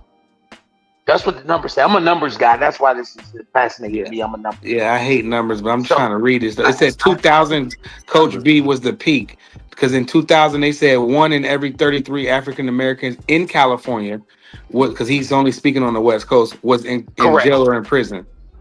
Correct. That compared to about 1 in 122 for Hispanics. But we talking about us though. So when you look at that, it's telling you what I said. Based on statistical numbers from the Census Bureau, we outpace the number of population. So if the whole population goes up 10%, we're actually 8 of that 10%. But when it comes to the prison population, we dominate in numbers. I don't care if our numbers went down. We still Yeah, for sure, no doubt. So that's not a good thing when you make the comparison that this all started from. It means that we're actually getting worse, not better. Yeah, basically. Yeah, I mean, reading some of this stuff make it. No, I love what the young man did. I love how he brought that to it. I just wanted to make sure that he understood what the numbers were saying is we're getting worse, not better. Okay, from my understanding, if people wasn't, if black people wasn't, everybody good? Yeah, go ahead. So, from my understanding, I do understand that we have to remember this. We have something called lifers, right? So a lot of those dudes ain't never coming home, and those dudes been there since the 80s and the 90s, right? But as far as, you know what I'm saying, I can say newer, what I'm saying, and probably where Prize Fighter got his info from was, you know what I'm saying, maybe the youngsters not going in so much, but we do got the lifers. You know what I'm saying? Those lifers are still sitting here from the 70s, 80s. But it 90s. says 28% of California's prison population is black, which is about 26,376 individuals. When you round it all up, the total population is 94,000. That's pretty damn high. Yeah. Yes, and when you look at the lifer population, I would venture to bet if you look at it, only makes up probably 3 to 5%, and that's all the way around, no matter their we still make up 28% out of 94,000 people. That's a lot of damn black people. Right. So what I'm trying to tell you, we're not making better numbers, we're making worse numbers. That's what it looked like. That's what the numbers say. Break this all down. The numbers are the numbers and I'm aren't speaking saying we're on doing California. I'm not speaking on the East Coast. I'm talking about strictly California, like you said. Yeah. 28% out of 94,000 is a lot of blacks. Yeah, so we're not getting better. I don't want to give the false narrative that we're getting better. We're actually getting worse. Okay, we're actually getting worse. But let's get better with this one. Hey Siri. Hey Siri. I'm off of Siri. I'm on the AI joint right now. I don't mess with Siri. Graduating from high school and college. You rich. You download the AI app. Stop playing with this rich stuff. Hey man, it's free. Why do I keep getting okay? Because you're trying to use a Siri. No. Siri. What you're asking Siri is to quantify something that's based on percentages. So it's giving you the answer. It's just not giving you the answer that supports the argument. Okay. And they also said there's nearly 2 million black people locked up today. That's a lot of people. Right. So as of 2023, approximately 88% of the Don't we only got 6 million people in jail? And we got 2 million of them? Dang. Hold on, BVO. As of 2023, approximately 88% of black individuals aged 25 and older have completed high school, nearly matching the nation's average of 90%. However, only about 26% of black individuals in this age group have earned bachelor's degree, compared to the national average 22%. Did you hear what you just said at the beginning? You shoot yourself in the foot even worse. It said that we still below the average. Yeah. Below average. So if the average, yes, please read that, because it said if the average is XYZ. But like that 28% out of 94,200 people in each jail, not one jail, each jail. 28% of them people are black. That's what they're saying. That's tough. This is the graduation. This is graduating. This is graduation. I'm talking about. Listen to what you said at the beginning. Go ahead, read it again. As of 2023, approximately Come on, dog. Don't do this shit. Look, here Approximately. you go. It says over Approximately. 5 million people in total under 88%. supervision. No. Let him finish. Let him finish. Okay. I want him to. I I want thought he him. messed I up. want to make sure Messed up. Yep, go ahead. No, he didn't. Go ahead. Let him go. It's Go cool. ahead, Shane. Approximately 88% of Black individuals age 25 and older have completed high school and nearly matching the national average, the nation's average of 90%. So listen to what you just said. It's still telling you we're below average. Yeah.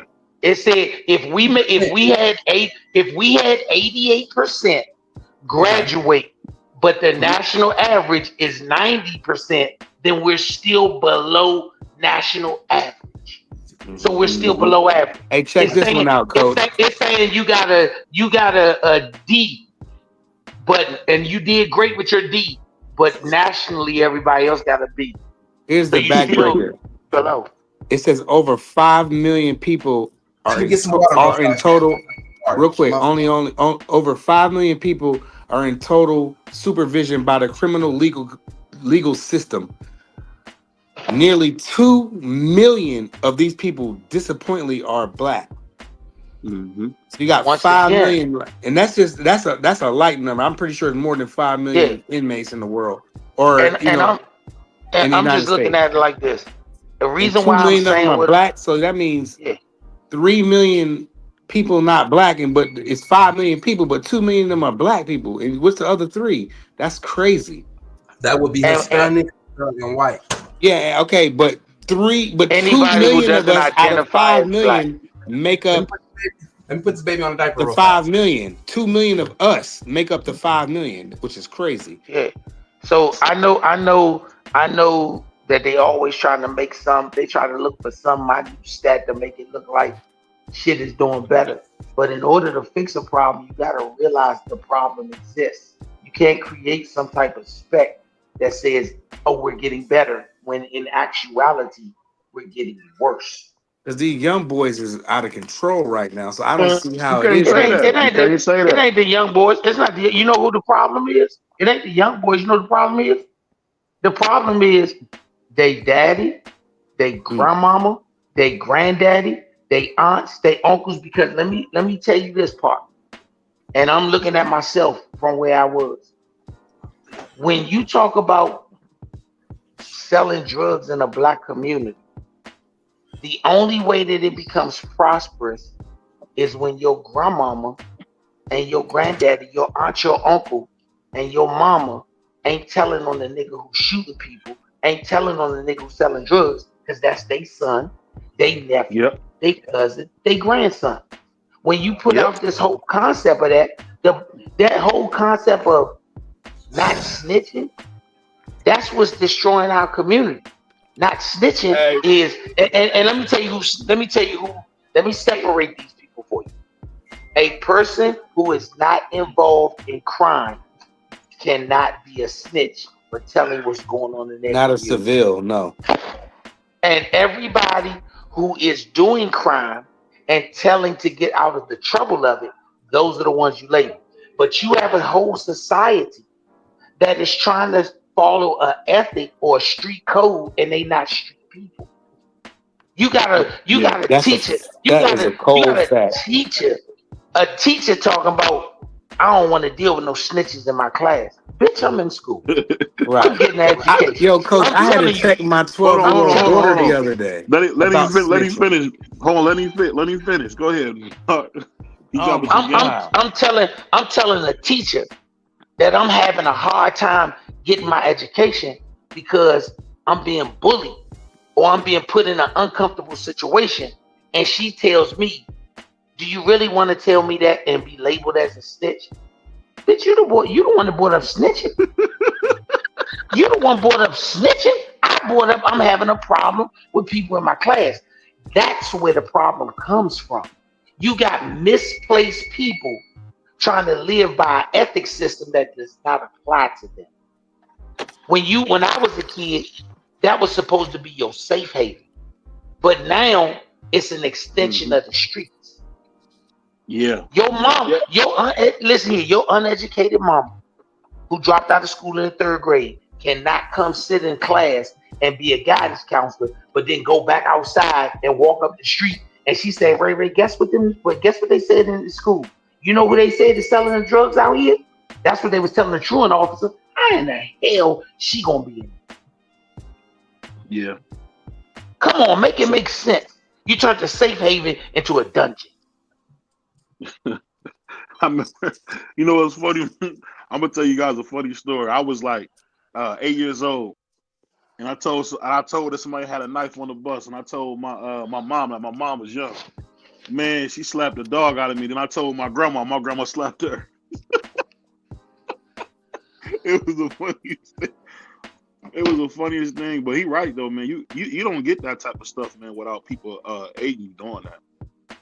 Like what did Biggie say, man? Go ahead. When you ask somebody a simple question, hey, in the hood, old lady got robbed and lived 2 doors down from you. Y'all know who did it because you know who was selling her stuff. Is you gonna tell the police? Hell And no. man, I can't. Okay, but now that same 80-year-old woman, we gonna put a name to it. It's your grandma. See how your position changed? You see how your position changed? That's how they make me do something that I didn't want You see how quick your position changed? Yeah, that's gonna make me crash out though, man. I don't want that to happen. That's gonna make me. Let me say this. Oh, go ahead. I don't want to stop. And let me say this on what you said. Let me tell you some real shit. Go ahead, bro. I'm sorry. Go ahead, Free. No, I said the same thing earlier when we was on B3. I said the problem, I didn't have a problem with the Black Lives Matter. I said I had a problem because why only the Black Lives Matter when it had to deal with the police? What about the Black Lives Matter every single day? What happened to the community standing up to the people that's doing wrong in their community every single day? That's the problem that I had with the Black Lives Matter, because it only mattered when it was a race versus another race. But when it's a race versus the same race, Black Lives Matter is out the window. We act like we don't see what's going on. You gotta. If you care every day, not just care when it benefits you. You care every single day, because correct. It might not be you at that point in time, but if you let him get away with it, the next time it might be you. Yeah. And let me tell you something. What you said, brother. I want to be clear about this too. I don't call no man who's not. And I'm saying it the wrong way, but I got to say it like this. I don't call no man who's afraid of violence a sucker. Let me explain what I mean by that. You said, hey, man, when I changed it to your grandma, you said, oh, man, that make me crash out. Yeah. Let me say some real shit. And I'm not saying it to you. I'm saying it in general. I am not proud. I am not proud of having violent crimes. I'm not proud of it. But it take a special type of nigga to start hitting motherfuckers up. Trust me. The average niggas crash out, scream, holler, knock something over, and maybe punch you in the mouth. But the dude on the street crash out, he shows you what his crash out was when he thought he did you a favor by letting your grandmother live. He just smacked her with a pistol. In most cases, he shooting. And what I will tell anybody, until we get back to the point where we take that no snitching away when you're a civilian, then we won't have no change, because the average civilian is not that guy that's gonna go out here and bang out with a guy who came to bang out. You know, it's a difference in a lion hunting down something and a deer eating lion meat because he died. That's two different situations. One got killed, the other one died. And that's where I think the problem come in at, because we done got our young boys, and I'm not saying all of us, because I never preached to my son and anybody who's been to prison for violence and got out. The ones I know, they don't preach that to their son. But it's that Calvin nigga. It's that Calvin nigga. If you my age, they used to have a cartoon, not a cartoon, a commercial. McDonald's. And guess what? When the real niggas went to prison, Calvin was telling war stories that he never knew. He just was at the drive-thru when them niggas came through to get their meals, and he's portraying a role, and the kids don't know he's portraying a role, so they think this nigga really that guy. So they out there crashing off of Calvin, but Calvin ain't never committed a crime a day in his life. And I tell people, look at this. I tell the young boys. I know a lot of these young boys is out here doing crazy shit, and they listen to an old head. I say, let me ask you a question. Ask your old head, do he have a gun license? If your old head say he got a gun license, then that nigga has not committed a crime. Yeah. He has not committed a crime. So please do not follow his verbal example because he hasn't put in the work. Listen to a dude that put in the work, and he'll tell you, young boy, don't even get started. Don't get started. I'd heavily advise you not to get started. Can I jump in this for a second? You started it. Go ahead. I should keep you started this insane. So yeah. Now 100%. I understand what he talking about because, like I said, I've been to prison for attempted M. I've been to prison for high level deep trafficking. I did all that. We can go to the backstage. I'll give y'all my whole name. Y'all can look up my cases. Right? I never told on nobody. Now that I'm out of that lifestyle, my kids are in private school now, and they would never know who I was back then, right? I don't portray that to them, right? So, the dudes that still live that life and introduce that life to their family with this I'm gonna just say it like this: I'm raising men, right? So I'm raising them to go to the military. If you want to be a police officer, go be a police officer. I have no problem with. I live in a gated community in Alabama, a nice big gated community in Alabama. We do a lot of things with the kids, with the police department, with the fire department, and things like that, right? So that life that I used to live is old to me, right? And I think I got out of it pretty clean, right? You know what I'm saying? But it's about raising your kids. And if you see somebody else, taking down the wrong path, you know what I'm saying? You give them a little guidance or whatever. Because one thing we can't change is the past and the things that we have done, right? Like he said, there is niggas like Calvin out there, and them dudes that ain't never did nothing. I mean, you wasn't with us for no missions. You wasn't with none of it, bro. You wasn't with none of that. But yet, you leading these youngsters down the wrong path. But it take dudes like us getting out of the state penitentiary to tell them youngsters like, nah, we don't do it like that. We go get our jobs because the smart niggas is free. That's I tell the young boys to get a trade. Don't worry about none of that college ish. I get it, but I advise you to go to college. Let me say this. Hold on, BVO, damn. Oh, go ahead. My bad. Go ahead, dude. My bad. Go ahead. I couldn't hear you. I tell the young boys to pick up a trade. Go get your CDLs.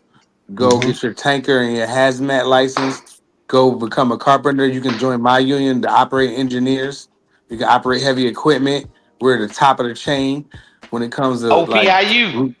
Yeah, you can go to the electricians. You can go to the linemen.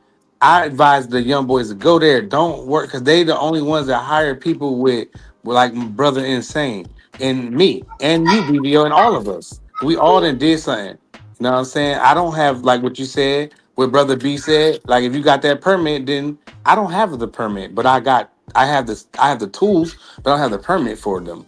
But that's another story. But the point is, I tell the young boys to get a trade. Forget the if you want to hit the books and you cool, like Brother Chad, cool.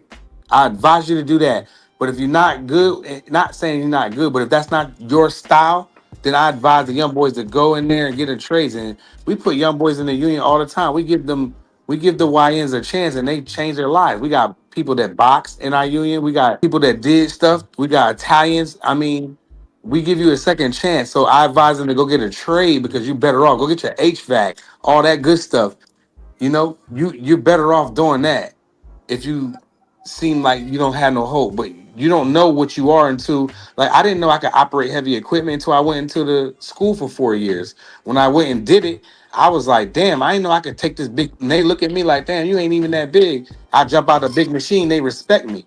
You know what I'm saying? And they like, dang, young boy handled that machine. You know what I'm saying? I didn't know I could do that. I had to be introduced to it. So I advise the young boys to pick up a trade, and that's it. Can I say one more thing real fast? And I like I said before, this is my life, and this is what I tell my children, their friends, and my nieces and nephews. Go be senators, go be, politicians, go be mayors, go be police officers, go be people in the jail because we need more people that look like us because it's only us that's gonna take care of us.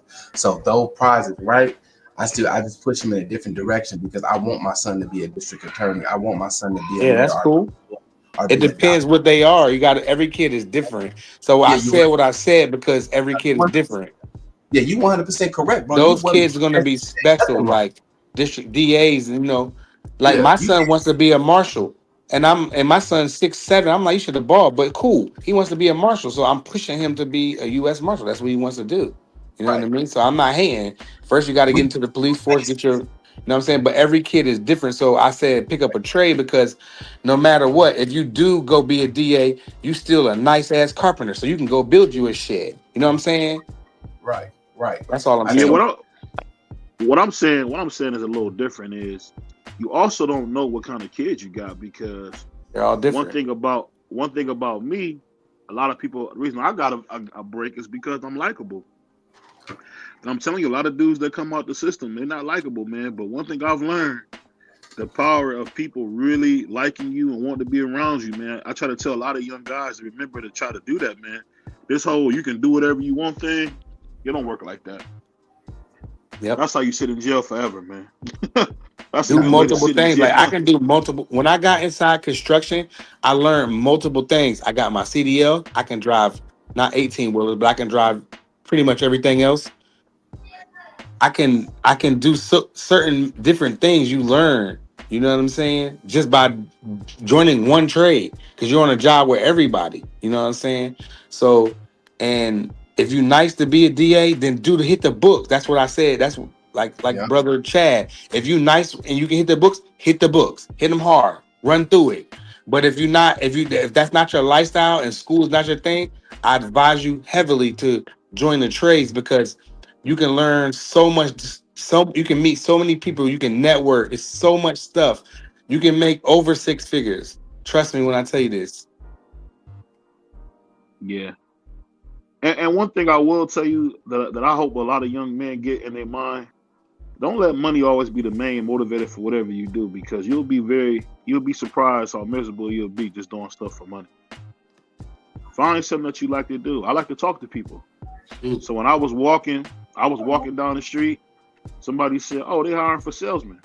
I walked in there. I didn't know about no sales, and I was able to get in there because I like to talk to people. And that's what we got to do. We got to get men thinking outside the box and, understanding that, man. I'm gonna just tell you like this: when you in that cell, man, that's a very humbling thing. It's a humbling thing because can't nobody pull you out, and I'll wake up screaming, man, because I couldn't believe I was in there. And the thing that made it worse was that my grandmother wouldn't come see me. I still think about that. I missed some time. I missed a lot of time with my grandma, who's gone now, because I wanted to. And I'm gonna be honest. I'm gonna keep it real. And how many people say this? I was scared to death. I was so scared that I wanted to hurt people, let them know to leave me alone. Now, how many people can say that? Because I wasn't gonna let them dudes dominate me. That was just my. That was my whole thing. You just set some reality. Like the reason I never been in prison, like I didn't got locked up before for like a little, a weapon or whatever, but I never did like no big. And the reason I never did is exactly what BVO just said. My grandmother told me if that happened to you and you get locked up and you do this, I'm not coming to see you. And that terrified me at 8, 9 years old. You know what I'm saying? Because I was like, damn, I can't see my mom. That's crazy. She buys me everything. She does. You know what I'm saying? We're going through, and that kind of, even though I did bad, I never went. I was always clean with mine. I never went out of my lane and try to elevate too far. I was doing what I was doing in my lane, and I was doing good what I was doing. You know what I'm saying? I made a See, lot I of friends, and I wasn't, never man. got I in wasn't. trouble. You know Nobody what it never was? did nothing to me, and everybody likes me, even in Philly. I remember a dude smacked me in the back of the head on the bus, brother Bernard, and I came at him hard the next day with a mechanical pencil, man. And I always say to this day, man, why didn't I think to just tell somebody what was going on? Why did I just react like that? Because that shit ain't in you to tell. I don't know why I reacted like that. Insane. I mean, I'm just being honest, man. Like the fact that I just went like crazy on dude. And if you break down stuff you've done to be in trouble, that'd be like for like 15 seconds of anger. You know, like I remember the dude. Go ahead. I can tell you like this: the most humblest people, the most nicest people are the most dangerous people to bother, because I went out my way to respect you, be humble to you. There's no reason you should be bothering me. Now you done opened up Pandora's box, so I'm gonna give you all this now. And sometimes you can't control it, that anger and that rage that you have, because a lot of humble people have rage pent up in them. And I believe that's what it was, just that rage seeping out. But go ahead, BVO, my fault. No, I'm just saying, I think the hardest thing in life is understanding that you don't have to like react like that. And I always thought about it, man. You know, I'm gonna tell you something, a stat that always gets me because I'm a money guy. Do you realize in America, blacks only have 0.5% of the country's wealth? Not even a whole percent, just 0.5% of the country's wealth. And we don't own nothing. We don't take care of nothing. They had a movie out called Sinners. I don't know if you guys ever heard of it. Sinners is a great example of what happens to black people. They bought that movie to show you what was real. Why did they have so many Chinese and indigenous people come out to California, to the South? They had to have somebody come pick that cotton. They had to have somebody come pick that cotton. Nobody wants to say that, but that's what it was. Yeah, that's the truth. And you think about it, every job that Americans want to do, for whatever reason, they get another group of people to come to do it. Like when you see a guy like Marco Rubio, I don't know, I hate to be politics. Senator Marco Rubio. Marco Rubio is a Spanish dude playing white. Yeah, senator. How many times do you see that? You see the same thing with Ryan Garcia. All of a sudden, Ryan Garcia want to play like he's some white dude. No, man, you too brown for that, man. Go get me a taco. Go get me a taco. So I'm just telling you, that's the thing. That's the kind of thing we up against, man. And that's why you see BVO Sports TV. I had to be serious. I'm gonna be honest. I'm gonna tell you some real stuff I probably shouldn't say. Insane. I would have been bigger if I would have knew some of the stuff I had to learn by hand, because I didn't buy one subscriber. I didn't pay nobody to do nothing. God has blessed good people to come into my life. Right. And that's what happened when you a real good guy, as my man B3 said, a child of God. He'll bless you, man. He'll bless you, man. There's real niggas around the world that want to get together and help the next man. Why you think you came over here, man? We got Brother Bernard. You know, he doing his thing at a high level. That brother did 10 years, man. And was able to come home and raise a family and be married. You can't beat that. Not all of us go back forever, man. That's just the fact. You want to know what this police officer told me? Man, going back to prison is a choice. This guy told me, this police officer told me this. He said, Rabbit, I'm like, what's up? He's like, bro, you can do life without doing life. And I was like, what you mean? He was like, bro, you can go do 15 years at a time, 10 years at a time, 5 years at a time, a year at a time, 2 years at a time. The thing is, it's like you live in jail, bro, and you only coming out for vacation, then you go right back. And I learned from that day, I stopped going to prison right after he told me that. You know what that mean? My grandma used to say, you must got somebody in. I used to have my God rest his soul, my cousin Kevin, man. You know, Kevy, rest in peace. He used to go to jail so much. My grandma said, you must got somebody in there waiting on you, huh? And I don't know if he did. I hope he didn't. But he stayed in jail, man. He actually spent his whole life in jail. Yo, you out of order for that, partner. You out of order, man. Because I'm gonna tell you something real.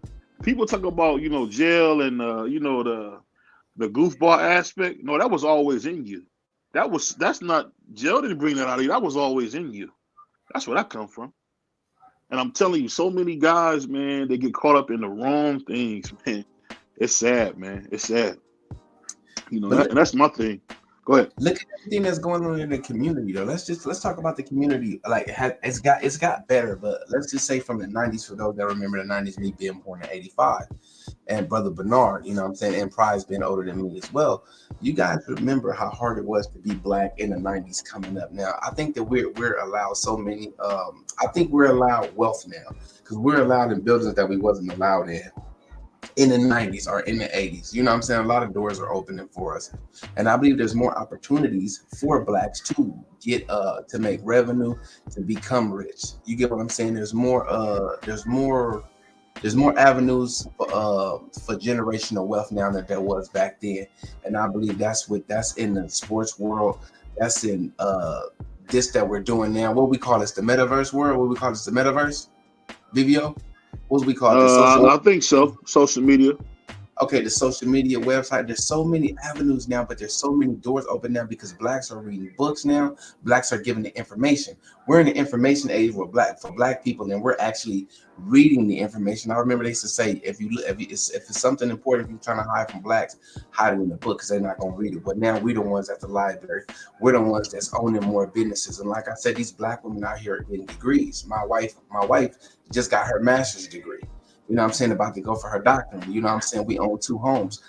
I feel like the mindset of the black people that we're dealing with now is changing from the ones that, you know what I'm saying, was from the 80s and the 90s that was hit by the drug epidemic. What would you say about that? You always gonna be recovering from the crack epidemic because it messed up a whole generation of people. And you just now seeing people like me who are 35, people like you who are 40. We actually trying to change it.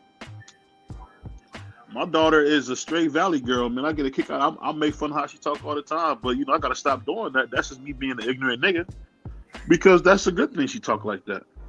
Just being honest. Right. Because the only reason BVO speaks so well, and I'm gonna be honest with you, is because I learned at a young age if you speak well, they'll treat you different.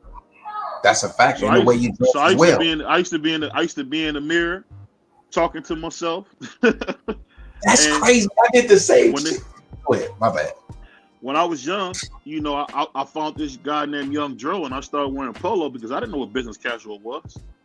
Right. And unfortunately, still at 35, I still wear polo head to toe because I'm trying to look a certain way. Mm-hmm. I got to get better and get me some suits though, because I don't want to keep looking like preppy, man. I'm getting too old to be wearing prep stuff all day. See, my thing was this: the older I get, the more I understand the character of Ghost now. Right, from Power, I understand that character so much now. Is because you're trying to hide the person who you was. You're trying to bury that person and trying to raise your kids to do the right thing. I believe that's why I put my children in private school. You know what I'm saying? It's because I wanted to bury who I was in the past. I don't let them go to Long Beach. I don't even. When we moved from the West Coast, that's when I bought my first house in Summerlin, Nevada. So from there we moved to out here to own another home. You know what I'm saying? I'm just burying who I was, and I just want my kids to have better than what I have. You know what I'm saying? Because the more money you have and the more impoverished areas that you have, you don't run into certain type of law enforcement. You pretty much got a better chance. You know what I'm saying? That's what I just want for my kids, and that's what me and my wife is striving for. You know what I mean? Yeah, I think that's huge what you're doing, because I'm telling you, to want to leave, your home base, that take a lot of nuts, man. To want to leave your home base and try something new, and then to have a wife who say, you know what, I'm gonna back you. That's huge, man. A lot of dudes talk a lot of stuff, but that's why a lot of dudes don't have nothing. I just didn't want to be the dude always needing $5, man. I'm just being honest. I used to have cats I know who, if you gave them $50, it would make their day. I don't want that for myself. Did I always want to sell cars? No. Did I experience a lot of racism? Yeah, but it worked out for the best, man. It worked out for the best, and I'm still trying to get on a new frontier. Like now, I'm trying to get back in shape. So it's always something new to do. You know what I mean? Right. Yeah. Right. I ran around the block today. I almost fell over, man. One thing I don't play with is since I was like 30, 34 or whatever, I get up in the morning, 4 o'clock in the morning, and I work out, and I still do that every day. I try to run 3 miles a day. I lift a lot, you know what I'm saying? Just because I don't want to be. What you do in your 40s will determine your 50s, you know what I'm saying? So what I did in my 30s determined my 40s. You know what I'm saying? In BVO, I'm still like you. I still wear a little polo, but like I switched my whole mindset in my dress up because of where I'm at now. You get what I'm saying? Yeah. I got to dress more presentable. I got to dress nice with some style to it. It's a little flash to it, but you look better wearing Gucci and Louis Vuitton and Dior and shit like that. It looks better on you. You know what I mean? Yeah, it do, but this is how I look at it. A pair of slacks, a good pair of shoes, and a dress shirt, you win it on any planet on the world. And that's why I look at it, because what I'm trying to get the understanding of is, why do I value these extremely brands that are owned by guys who have a little bit more pride. I don't want to wear their clothes. I'm being honest. I don't want to wear their clothes. I like wearing Ralph Lauren. I know Ralph Lauren got a wife. You can say I'm wrong for saying that, but that's just how I am. You're 1,000% correct. I want to wear things that represent me as a man and as a person, man. And even though sometimes I look like Young Joe in 2007, it's okay. I'm working on it. I'm gonna get me a couple suits. But the key thing is, man, you gotta do what works for you, man. And that's the key, man. And prime example, man, I've been doing YouTube 3 years, and I'm gonna be honest with you, this is the most lit it's ever been in year 3. How real is that? This is our best year this year. I'm so happy that I can come bring some life to your channel. You know what I'm saying? I'm so proud.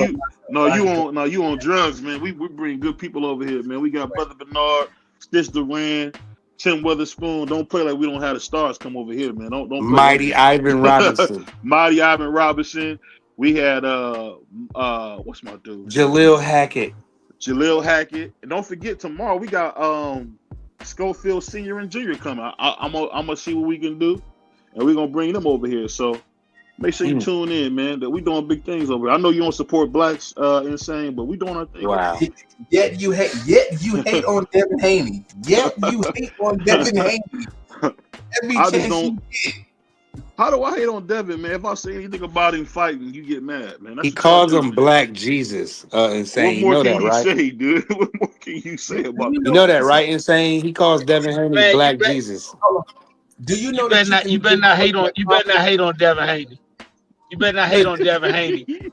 He took up the name of one of America's great people, Dusty Rhodes, the American Dream. The American Dream. Shout out, stole the Dusty. black man's gimmick. But now, you give Devin Haney a compliment, then you give him a backhand compliment right after that. Like you would hate on him, like you would hold him for what Ryan Garcia did to him. You hold that against him. And I heard you, BVO, and you know I heard you. And I'm just like, no, you saying that because you're against blacks, man. Just say, hey, BVO, that's crazy. Black. That's what I'm saying. Black from Southern California. No, you're a West Indian. You're a West Indian. What? I seen you had that S curl, man, in your hair, bro. You're not no black. You're a West Indian. That don't count. You're a West Indian. This is my natural hair. I don't know what this guy talking about. I get criticized for wearing Jerry curls. Dude got no curlies. Nobody had no Jerry curl like that, man. Brothers got nappy hair or waves, man. Man, get out of here, BVO. There's no such thing as nappy hair. To me, you a Dominican or something? Man, get out of here. Nah, that's pride. Dominican. Go give me some rice, man. Go give me some rice or something. That's crazy. Dude, talking about blacks, man. Let me go this for my. Hey, Insane. When the next time you gonna battle on Brother BF joint? When somebody call me out, they don't call me out no more. So what I do is I usually just go to other channel and just cook other dudes. You got to go back, over there. For me, guys, it's more fun for me to cook dudes like I don't know, like I go on the panel like per se like this. You just sparring though. It'd be like 5 against me, and I'm just cooking them and running through them. But you was frying over there though. Yeah. I thought he was getting fried, if anything. Nah, he was rumbling. He was rumbling. I give him his credit. They call him fish grease over there because he be getting fried. Nah, damn. That's crazy. Fish grease ass nigga, man. Look, but I like insane. Insane type of dude. He been in there with some insane type of dude. If we was over there on the bunks, man, I'll eat his breakfast, man, and mine. Wow. Shout out to Insane, man. Eat your Give me food. that breakfast, That's man. crazy. Hey, come in here, eat your food. Hey, I ain't gonna say that. That's crazy. Hey, Insane. When we go to grocery, I'm going in your bag first. That's crazy. Take my stuff. Hey, BVO, have you ever heard of Felice Johnson? No, we don't talk about him around here, man. He must be canceled, bro. I'll be your Felice, brother. Wow. Wow, like wow, really? Now you lost me with that one. I was rocking with you. Tom Dubois. That was crazy. Insane. That was beyond insane. That was crazy. Because you know what they did to Insane? When he got in there, they had ho-hos, they had noodles on his bed. He thought they were looking out for him. He paid the price. What y'all think him taking my food? What do you think that means when he said he's gonna take my food? I mean, you might as well just go and do what you want to do, right? That's crazy. I'm gonna pretend you never said that. What I'm gonna say is that one thing you gotta learn is some tech, nigga. You gotta be able to say things without saying them, man. That's what'll help you, bro. Because you a smart guy, but you can't seem to, when you get in there with a mental giant like me, man, you be getting beat to death. Because how you know. Shout out, brother, insane, man. This how I'm gonna have me a crab boil. I want some crab. You ever had a good crab boil?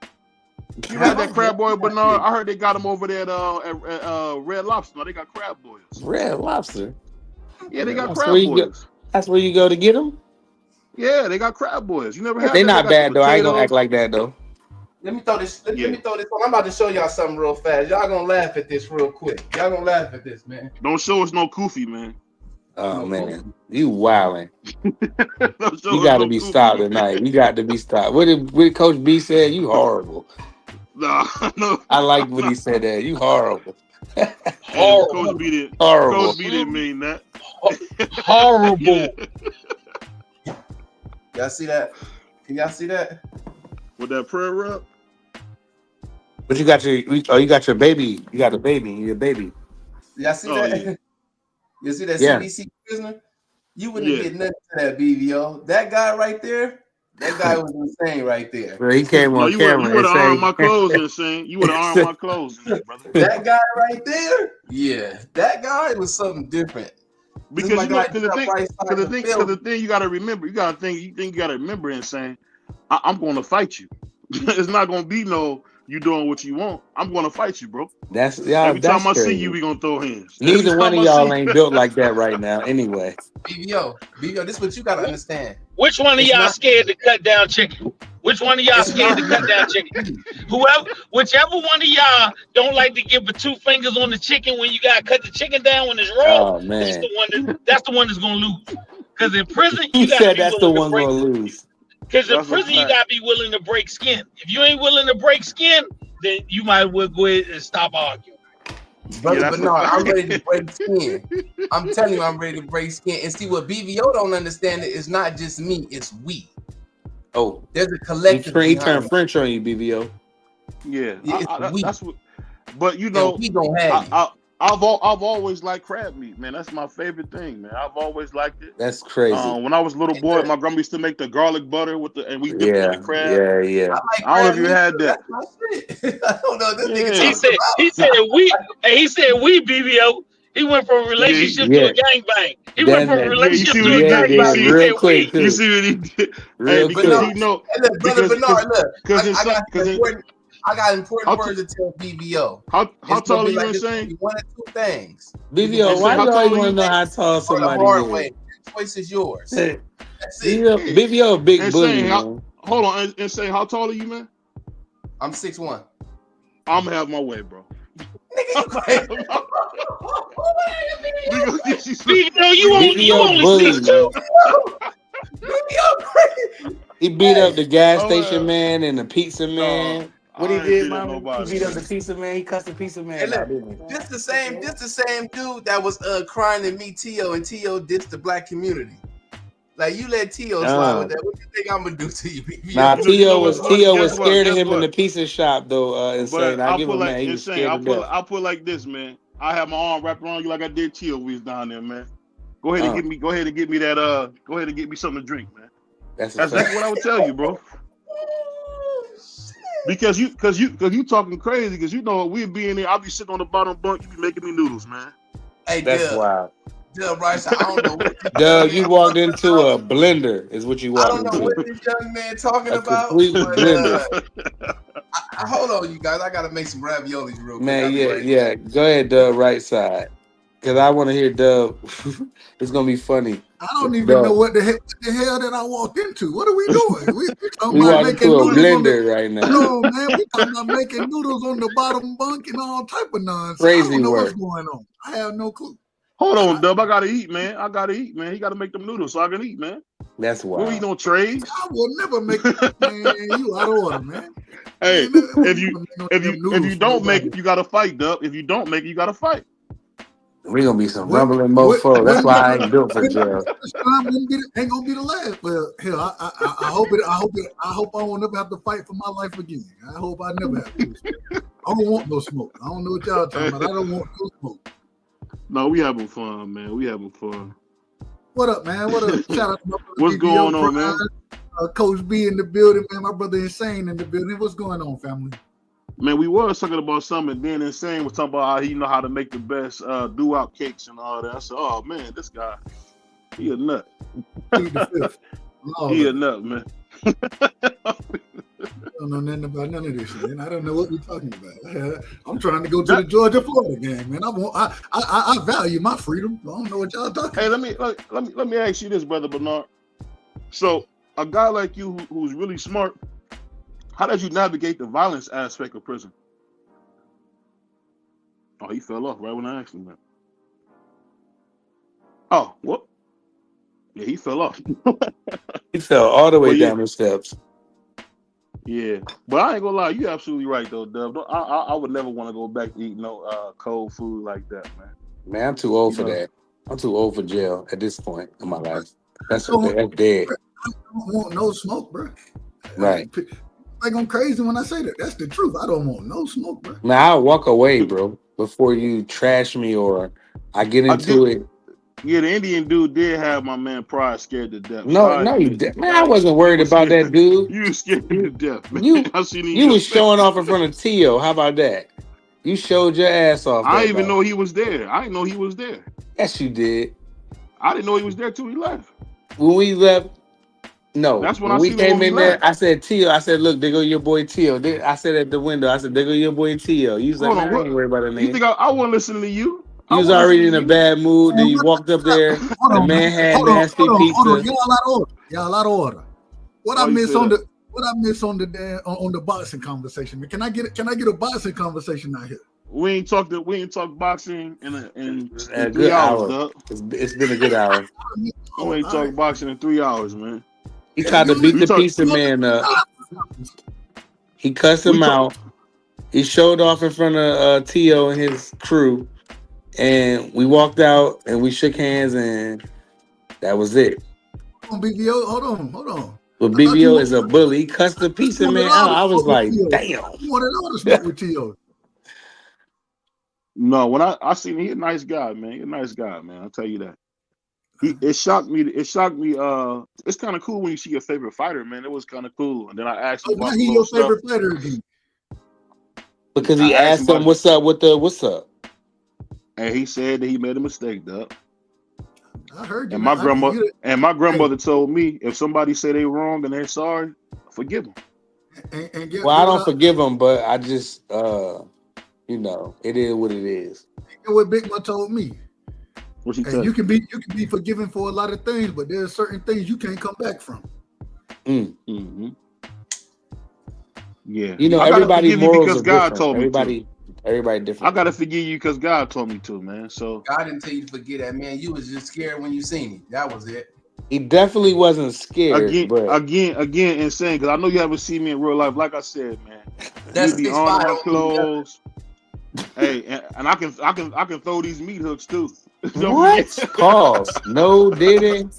No, didn't. You never heard nobody say that about fish. They meat hooks, man. Stop, man. I ain't never heard nobody say that, even down south. But I like Insane, man. You a good brother, man. Like I said, man, Insane. Yeah. You said I wasn't black, so how am I a brother? Insane, you with Dub Promotions?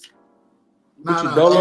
Insane, he don't debate no more. So what? No, he said he be cooking. He just said he was cooking. No. He wanted to. He the goods as far as debating go. That's what I said. But he stopped debating. Respectful. Correct me if I'm wrong, Insane.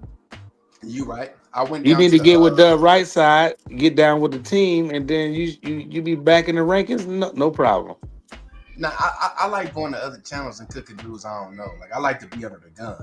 I like to be under the gun. I like that shit a lot. So you tired of fighting the same dudes? It's like y'all the Black Murderers Row. Y'all get it cracking. No, that'd be fun though. And I'm like sometimes you pull up on somebody else's channel, and really. They got a totally different opinion of yours, and then you can break that shit down. Bro, for sure. Man. I And liked that's the same when he was up there cooking on brother BF joint though. I thought Hey, he was hey, pretty good. saying you know you my brother and I love you, but you know I'm gonna tell you the truth. I think you beat everybody except for Joe Breezy, bro. Yeah, Except for, Joe Breezy's kind I of think you beat too Yeah, Joe everybody. Breezy complicated. own him. I think you beat Joe Breezy everybody own else. him. That's crazy. It's gonna be a good debate. It's gonna be a Nah, good No, it it was wouldn't even be good. close. It wouldn't even be close, man. Joe blow this nigga out, Y'all man. crazy. Nah. Hold on, y'all crazy. Have y'all heard Insane debate? Yeah, yes, I have multiple times. That's why I asked him earlier. I was like, "You the boy This from is a BF?" sick Negro. The nigga got that Cali style of debating. He a Yeah, fast he talker. talked fast. Yep, He can make his points quick. quick. And now that they didn't change the debate series up to some degree, I He don't know how had to to. but at the same time, bar for bar, point for point, man, outside of Breezy, I don't think nobody mess with Insane, bro. I think if it's the right kind of debate, Insane can get that nigga Joe Breezy. Joe No, Breezy a Breezy little own Insane. I man. will He put 50 nice, bucks but on Breezy. he not nicer than Insane because Insane get mad points off he like the way he spit bars would be crazy. It'd be No, like mad. It's Insane do like that bone stuff thugs. B3 do. Everything got to be about blacks and whites and Oh color. no, Nah. no, come on now. Everything got to be about color with this dude, man. Nah, but Breezy is nice though. I ain't gonna cap though. I He's think tough, bro. Breezy is nice, and it's like I just like going to other channels where I don't know nobody and they don't know me. It probably be like one or two dudes in the chat that know me, and I cook them.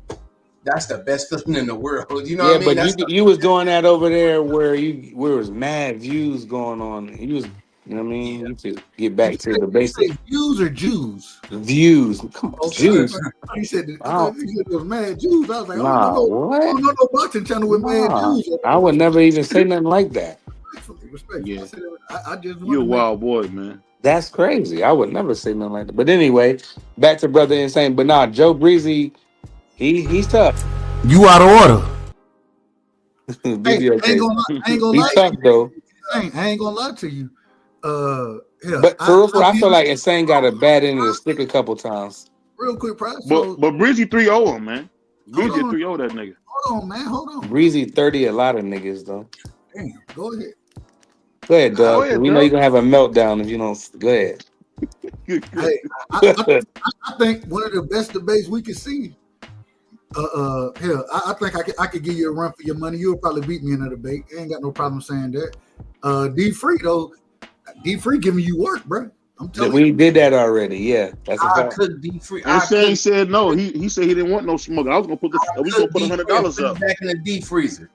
He said no. You said no. We said we'd He put came up $100 up here for the acting. winner. He came up here calling out D Free. Because I'm so not. It ain't D Free will cook you, bro. D Free seasoned though. You know D Free a veteran now. I like that he's seasoned because when I cook him, I don't need to put no extra season on him. That's fine. I like it. You gotta remember D You Free. don't want no Hold smoke on. with D Free. It's all respect because he can grow a beard and I can't. So you know what I'm saying. So We don't want to see. We don't really want to see a Puerto Rican versus West Indian nigga. That ain't really too much of a debate. Oh, D Free What? must be a West That's Indian and crazy. Puerto Rican. No, you West Indian. No, Insane is West Indian. Insane is West Indian. They'll all whoop you, BVO. They'll all whoop you. You crazy, Doug. I could BVO on D channel. BVO will cook you, Doug. You crazy as hell. When the last time you debated? Dub, I'll cook you. I don't remember the last time I debated. Right, BVO been in mad Don't fights talk. lately. Don't debate. Don't talk like this tough stuff. You don't want to get out here in the ring. I will fry you. I will fry you. Put your money up. I can tell y'all like this. A friendly money. I can tell y'all like this. I like going to other channels to get my name out there. But it's me though, Doug. I still don't bet online no more. Oh man, D Free no, I pay. You scared, man. You don't want no smoked up. I don't. You're right. I don't want no So smoke. don't talk then. So don't talk about it then. If you don't want no smoke. Don't call him out. You called him out. You ducking now, as far as I'm concerned. You duck. I just said I'll fry. I would. You said you a fry, then you said you don't debate. You ducking. I don't debate. When the last time you heard me debate? Not never. He was on we was on my channel. I never heard you debate before. I don't got the patience to debate. I was debating. Cuss one of y'all out, for real. Even when me and Insane was going back and forth, I was like, bro, this ain't no debate. We just having a conversation. Correct me if I'm wrong. Insane pull up to debate, so you already know. But insane is a fraud. Me and Price, so we'll put 100 up against you going against D Free. You said no. Go get whoever you you want to go get. Go get the whole you line. afraid? I'm gonna run through all of them. You wildin'. The Free is the debater over here. Out of order, man. How y'all gonna say this man afraid? I ain't gonna say he afraid of nothing now. Respect. Well, he's extremely concerned. And I think Free give him a run for his money. I think we gonna have a crab boil over here. If we get insane, we gonna have us a crab boil. I don't think nobody can beat D Free. I like to see D Free and Jody. What's the name? Joe Breezy. That would be really good. I mean, me and D Free right here, right now. Just pick a topic and D Free ain't gonna do that right now. We're not gonna do that like that right now. We about to get off in a little bit, bro. Yeah, we're not gonna do that right now. But tomorrow or something for sure, or whenever y'all can match up y'all times for sure, we can get it cracking. I'm pretty much free. Like I said, I don't want to know the topic and then just give it to me right Nah. We'll pull up. It's a little different over here. We'll give you a topic. No, I'm saying I don't want to know it till it's time to debate. So you give it to D Free so he can do all the studying he needs to. Nah, he don't need to study. I can promise you that. But yeah, we can get it cracking though. He down. They're saying he just talk fast, man. Well, we gonna see though. My knowledge is up there, bro. Put your number in the private chat, man. I got you right there. Well, yeah, IG or something. Yeah, we what you say? It's what's cleaning. What's cleaning? He got the babies. Shout out to Insane and the babies. Hey, D Free, how long did it take you to grow that beard like that, man? About 3 months. Damn. What you I put can't do nothing like that in 3 years. I didn't cut this down multiple times. Hey, right, Freezy got that Rick Ross. Yeah, for real. Nah, my bad. That James If Harden. I let my face go and I Harden. never get a haircut, I Harden, can never get nothing like that in 3 years. Yeah, he got that Moses. My beard will grow, but it won't grow like Free will. Not like Freezy. Yeah, no, that's wild. My hair grow fast. Like I said, I can cut it down within 3 months. It'll be right back to what it is right now. So Freezy, how you feel? They trying to bring you out of retirement to cook what's somebody. The longest you had how it, you man? feel about that? Is that the longest you ever had it like that? That's what I want to know. Everybody can't ask questions at the same time. The longest I ever had it was probably maybe 2 inches longer than this. Yeah. I want to talk about what Insane was all that ish Insane was talking about. Y'all niggas talking about beards. My thumbnail, hold on, let me see. My avatar, I said. My avatar, I'll tell you. Let me go back to my avatar. I can't even get to it right now. But my avatar, that picture that I got in my avatar, when I'm on the live stream, the picture I got in my avatar, that's the longest my beard has ever been. Let me see. Oh, okay. Hold on, here we go. I got it. I got it right here.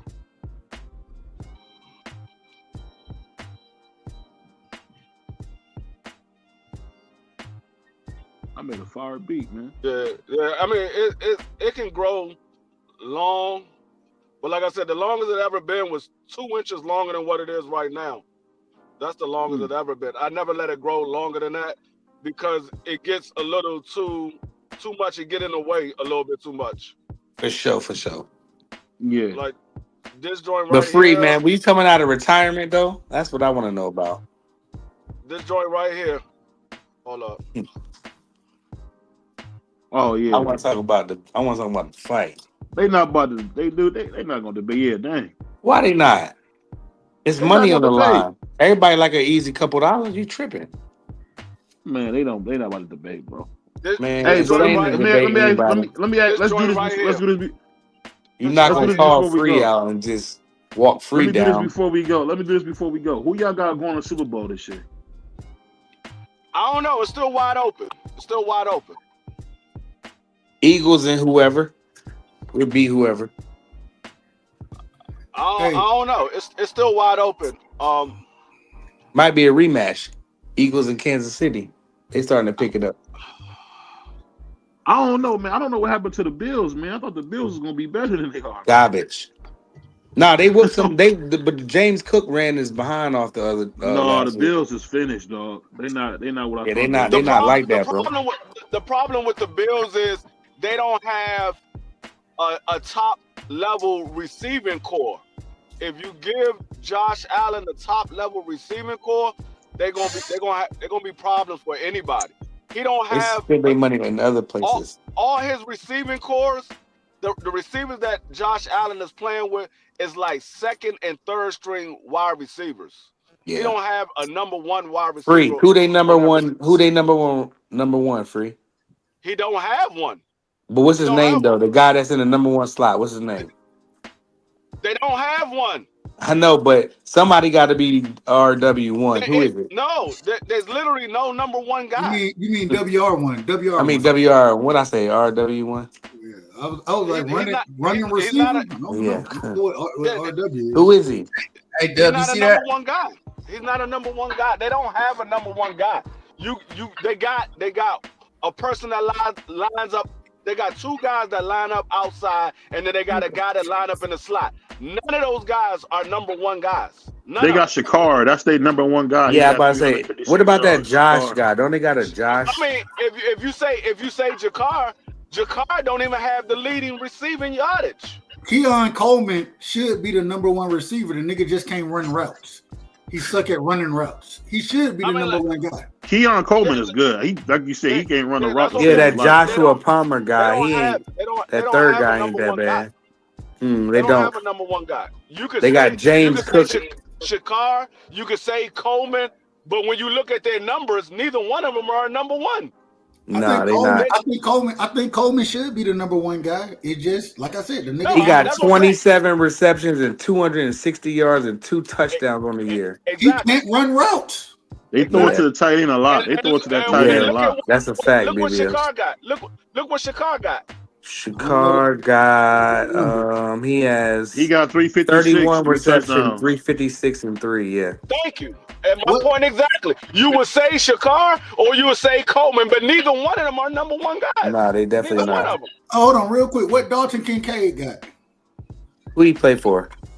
He played for the Bills. Kincaid, my fault. Kincaid got the tight end. He got 21 and 310.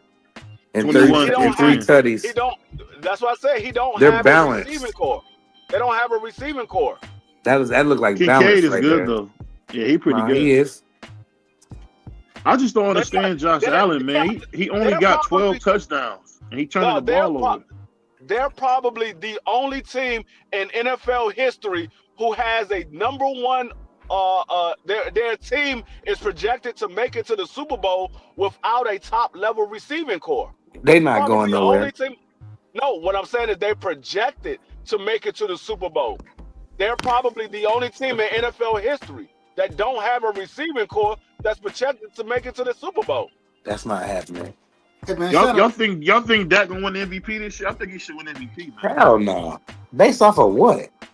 He got 2,000 yards. He got the best. He gonna have 16 touchdowns. How many wins he got? Hold on, Prime. You asked based off of what? Let me answer the damn question. He got a 70% completion percentage. I mean, best one. I was at top 5 in the league. He only got 5 interceptions to 16 tugs. Man, that dude is balling, man. Hey, BVO. Oh, you talking about that? You talking about Dak Prescott? Hold on, Yeah, I real think quick. Hey, BVO, real quick. Check the chat. In the private chat, I think Insane he dropped his information in the background. Yeah, I got it. We got you, brother. You talking about Dak Prescott? Yeah. Yeah, I think he should be MVP this year. I'm gonna tell you why I'm gonna tell you why he's not gonna get MVP this year. Because Daniel Jones is having a better season than him. Let me look at Are you crazy, man? No, He definitely is. He played for the Colts. No, Yes. Daniel Jones is having a better season than he is because of what his team is doing. Daniel Jones is not a top level quarterback. His team, Daniel Jones is Sam Darnold from last year. That's what Daniel Jones is right now. He on fire. And Sam Darnold didn't win the MVP. And what I'm trying to tell you, the only person that can win MVP right at this current moment in time that's playing better than Dak is Baker Mayfield, and that's the big question. Nah, Jonathan Taylor. Hold on, man. Damn. Go ahead. Go ahead, Dub. You looking at. Hold on, Free. Let Dub finish. He didn't even finish. Go ahead, Dub. Yeah, free melts. Nigga crazy, man. All I'm trying to tell you, if you want to say, I'll even give you, if you want to say Taylor from the Colts, the running back. If you want to give me that guy, hell, he doing a hell of a job right now running the ball. I think he got what, like 800 yards, but he got like 14 touchdowns right now, something crazy. And so he got 12. Yeah, is it 12? Okay, 12, no fumbles. Wow. So I could go with him, but you can't be a 3-4-1 team and expect to win any type of damn. Now, if they go on the run and win some shit, the defense ain't even good enough for them to do that. So Dak is playing out on another planet, though. Man, he's third. Dak just in had. passing yards. Hold on, man. Dak just had. The nigga literally just had a 2 interception, 0 touchdown game against the Broncos, and some type of way Joe Milton was able to get in there and throw a touchdown, and Dak he couldn't throw a damn touchdown. I can't say this man is an MVP, bro. I can't say that. And I'm a Cowboy. You hating on him. How am I hating on my quarterback? You just contradict everything that you were saying at before. That's what I was saying. The reason why Daniel Jones is having a better season than Dak Prescott because his team is winning. Yes, Dak Prescott got. Well, Matt Stafford is 17-2. But it's not because of Daniel Jones. You finished saying what you're saying, Dub. You said what you had to say. Hold on. What you said was Dak Prescott threw more yardage than Daniel Jones. Yes, but Daniel Jones is having a better season because his team is winning. He's having a Matthew better season. Stafford's having a better season than both of them. No, that's why Dak Prescott will not win MVP because his team is losing. You're not going to get a losing team win a MVP candidate on that. How, Bree? He's the best. Who's ever did that? He don't even got. Let me ask you this though. He don't even have won his the number one MVP receiver. with a losing season? Hold on, BVO. Price. Hold on. He hasn't even had his best receiver. It doesn't matter if he had a best receiver or not. It's about Dak Prescott. It's about Dak Prescott. When you go for MVP, if you say he didn't have his best receiver, that's why he didn't do anything. Then he's not the MVP. CeeDee Lamb is. I think if he had that dude looking at it though, he do got some nice numbers, but Matthew Stafford has got a couple. And you got to remember, he's 17-2. Hold on, he's playing with the best running back this year. Who? But what I'm saying is, when you say MVP, that's most valuable player. If you saying Dak Prescott is not winning because he don't have his number one wide receiver, then that's the most valuable player, is the number one wide receiver, because he can't win without him. If you can win without him, then that means he's not an MVP. If you can't win without him, then he is the MVP. What you're saying is true. And go ahead, real quick, even so, if you were to say Daniel Jones, the problem is Daniel Jones don't win because he has the best numbers, or he ain't even the best player on that offense. Taylor almost got 1,000 yards in 8 games. And so all I'm saying is that it definitely comes down to winning. But to say that Dak, and I think Dak is playing, he having a hell of a year. You know what I'm saying? But Dak ain't the MVP right now. You got to be able to carry a team. And I think Taylor is, well, shit, hold on. I think Taylor. No, all I said was hold on. I ain't say that. I think Taylor is the one carrying the Colts. I think that Baker Mayfield is carrying the Buccaneers. I think those are the two number one guys at this current moment in time in the running for MVP. And I'm a Cowboys fan. You hating on Dak because he ain't got no defense. How am I hating on Dak by telling the truth? No, this is the best he's ever played. What are you talking about? This is the best he plays pretty good every year until the playoffs. 70% completion percentage, and he got almost 2,000 yards. He got 2,000 with George Pickens as his number one receiver. Can I say this real quick? Daniel Jones, your mic breaking up, Free. Your mic breaking up. Hold on, can you hear me now? Yes. Yeah, there we go. Okay. Daniel Jones has thrown for 2,063 yards. He's thrown 13 touchdowns and 3 interceptions. That's what Daniel Jones has done so far for the season. There's not that many guys that's thrown for 2,000 yards this season. But Dak has 2,000 yards, 2,069 yards with 16 tutties and 5 pickies. Can I ask you a Yeah, question? he got 5 picks. Daniel Jones got 3. Yeah, he only has a couple more yards than him and 3 more touchdowns. But I mean, let me ask and their Dub this real their quick. yards per game, real quick, BBO, and Dak has 258.6, and Daniel has 257.8. But Daniel Jones don't have the worst defense in the league. We literally have the worst. It doesn't matter if he got the worst defense in the league. We talking about offense. Yeah, but a crappy defense will alter your offense. Duh. Let me ask you a question. No, so you telling me? Let me ask Dub this real quick, Free. Let me ask Dub this real quick. Dub, so you trying to tell me this dude is going to have his number 1 receiver, and he don't have Jonathan Taylor? You telling me it's just him and that's it? You saying he's not MVP? Why are you hating on Dak? Tell us why. I'm not hating on Dak. First off, we had the second. Javonte Williams. He's either the second or third leading rusher in the league behind Jonathan Taylor. That's the first thing. The offense is going to do what our offense. We got the number 2 offense in the league, but when you're not winning games, I can't give you MVP if you're not winning games, and we're not winning games. I can't give it to you. How? It's not his fault. He's playing. He's doing what he can do to win. All right. So you tell me the last time an individual. I don't even know if we make the playoffs this year. You tell me the last time an individual won MVP and didn't make the playoffs. The Steve McNair, when him and Peyton both got it, did he go to the? Hold on. Did you just say Steve McNair? Yeah. Exactly. 20 years ago.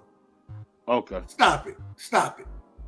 I think Dak's having a hell of a season, man. You hating on him. I think I he's having a hell of a season. I agree that Dak is having a hell of a season. I agree with that. And I think that he has the press more than any other quarterback has to, because, hell, he ain't got no damn defense. I got to score every time I go out there. That's what he's dealing with. But at the same time, just because you dealing with that don't mean I'm just going to sit here and say you the MVP of the league. No. Your numbers may mean something, but being the most valuable player, that value comes from being a playoff team, being somebody who's contending for a championship, and the Cowboys not fit to do that. That's where the value comes from. Yeah.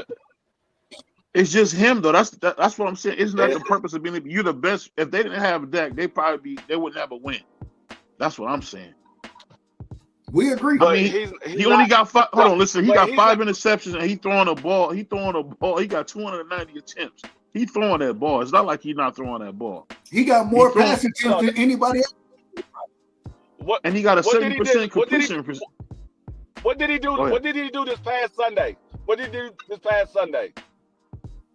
He threw two interceptions and couldn't get in the damn end zone passing wise. Joke. He only had in 4 quarters he had 188 yards. Free. He got an 80 QBR, bro. True QBR stat. What are y'all talking about? So do Daniel Jones. Man, shout out to Dakota Prescott. That brother's balling. You're not saying anything that Daniel Jones is not doing. But the difference between Dak Prescott and Daniel Jones is they're winning games. They pretty much got the same stats. Looking at it though, they literally the same player right now. But Dak don't have Jonathan Taylor. That's the thing I'm trying to get you to understand. Dak don't have Jonathan Taylor, yes. But Dak Prescott running back is not a bad running back. He ain't Jonathan Taylor though. But the Colts don't have the Colts don't have the worst defense in the league either. Hold up. Yeah. But listen, you had Lamar Jackson who had Derrick Henry last year. Lamar Jackson didn't win MVP. Josh Allen did. Because he had nobody. That's what I'm saying. For you just made my case. No, Josh Allen was winning. Yeah, he was winning too. That's what it comes down to. When you're a quarterback, unfortunately, I just your wins and losses, like this, man. touchdowns and turnovers. This is the best I've ever seen him. This is the best I ever seen him play. He's like going Not nowhere. me. It's crazy. Not me. No, I seen him play better. Dak Prescott did this the same exact year that he got injured for the year when he broke his leg. He did the same exact thing. He was balling. Zach Prescott had, I think, like 3 or 4 games back He to back. balls every year. He just don't win the games. Hold up. Let me finish. The year that he broke his leg, I think leading up to that game, he had like 3 or 4 games. Hey, Free, you gotta turn your radio down. I can't hear you. You gotta turn your radio down. I don't have a radio on. I can hear Freeze fine. Oh, okay. It must be me that. Oh, somebody. Okay, it must be me here in my. Yeah, you turn your radio down. My bad. Let me turn my radio down. I ain't got no radio on. I ain't got no Go radio ahead, Free. on. You said Dak Prescott. Dak Prescott leading up to that game when he broke his leg. Dak Prescott had like 3 or 4 games where he was averaging like 300 yards a game. Mm-hmm.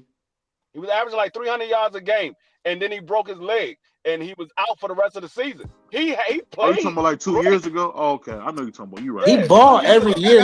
It don't transition to wins. That wasn't 2 years ago. That was how long ago was that? Real quick. That was 4 years ago. But not last season, but the season before, he was the runner-up for MVP against Lamar Jackson. Right? He was the runner-up. And he played well, but the difference is that we were winning games. We got to the playoffs. We were the 2 seed and went out there and lost to Green Bay. That was the difference. That's why he could be in that conversation. When you're not winning games, you can't be in the conversation for MVP. It doesn't work. Impossible. Hell, Michael Vick did great every year, but when he first came out, he wasn't in no MVP runnings, and he was doing stuff we never seen. I'm not going to go for Michael Commander. No, I'm just saying the way they robbed Michael Vick. I'm impressed with Michael Vick was doing everything as a quarterback, and they was never in the MVP runners until I don't even know if he ever was. I'm gonna tell you this though. One thing you gotta understand: when you play with the Giants and you are a good player and you're not winning, you leave and go to another team, you're gonna have a all-pro season. We saw it from Saquon Barkley, and now we're seeing it from Daniel Jones. Saquon Barkley did it last year. Daniel Jones doing it this year. Yep, Danny Dog. And you know what? I criticize him so much because I hate him. I thought he was one of them. I don't want to get too political. I thought he was one of them guys that just kept getting opportunities, but he stepped his ish way up this year. No, Daniel Jones is the same thing that I say Joe Burrow is. You put the right weapons around him, he's a good quarterback. Joe Burrow way better. Y'all saying Joe Burrow is way better because Joe Burrow's never played with subpar receivers. You never seen Joe Burrow play with subpar. He had good receivers in college too, though. So I guess you're right. That's exactly. He never played with subpar receivers. He's always had great receivers. Let's see what he looks like with subpar receivers. But there's certain things that he can do free, like when he get rid of the ball and stuff. There's certain other things that he can do. To me, only thing that Joe Burrow I don't like is he know how to throw an interception at the most wrong time. I mean that tells you how good of a quarterback is. When a quarterback has subpar receivers and he make those receivers good. That's the reason why I would never have anybody over Tom Brady. Because Tom Brady only played with one Hall of Fame wide receiver when he was in New England. He played with another one who might be a Hall of Famer and Mike Evans. But we know he's definitely gonna be a Hall of Famer. That's not true. That's not true at all. That's not true. It is true. What about Randy? I can tell you why it's not true. He said Randy. Hold on. So y'all telling me Julian Edelman is not going to be a Hall of Famer? No. Listen Absolutely a Hall of Famer. Listen what I'm saying. You think so? Y'all telling me Gronkowski is not a Hall of Famer? He's a tight end. That's a receiver. A tight end is a receiver. A tight end is not a receiver. No, a tight end is a tight end. Catch the ball, don't they? Yeah, but they do other stuff too, Dub. They're not a wide receiver. They get paid different, Dub. They get paid different. He was the best tight end in the league. Yeah, but Dub, they get paid different. It's not. He's not a receiver. I got something to say real fast. The Lakers are smashing. Regardless of what you see him do, he's a tight end. He lines up on the line. He's a tight end. Right. I would say he's a receiver though, Dub. Nah. He's I not. don't He's care a tight end. what y'all want him to be. What he is probably a tight end. he He's a might tight be end. he might be the best tight end of all time. He might be. Yeah, but they're not receivers. They get paid different. They're not receivers. They're tight Right. ends. Right. They're not. His title is not wide receiver. His title is tight end. That's his Exactly. title. I'm Like with I Free said, on that one. he never played. He only played with, if you want, and like I said, if you want to count Mike Evans, he only played with 2 Hall of Famer wide receivers, and both of them was only for 1 year. It's going to be hard to keep Julian Edelman out because he has he played with Randy more than 137. he had Randy 2 years. Nah, but listen, it's going to hard to keep Julian Edelman out because he has 137 touchdowns. That's a lot of damn tutties, bro. I mean, he got that many touchdowns. 137. Wow. But listen, I mean, whether he gets into it or not, go ahead. What we're saying is, right now, as it stands right now, he got Randy No, Moss 36 as a Hall touchdowns. I read it wrong. right now, as it stands, he has 1 Hall of Fame wide receiver that he has played with. Everybody else is not a Hall of Fame receiver, and he made all of them look like Hall of Fame. Look what Wes Walker did when he was in New England, and look what he did when he went somewhere else.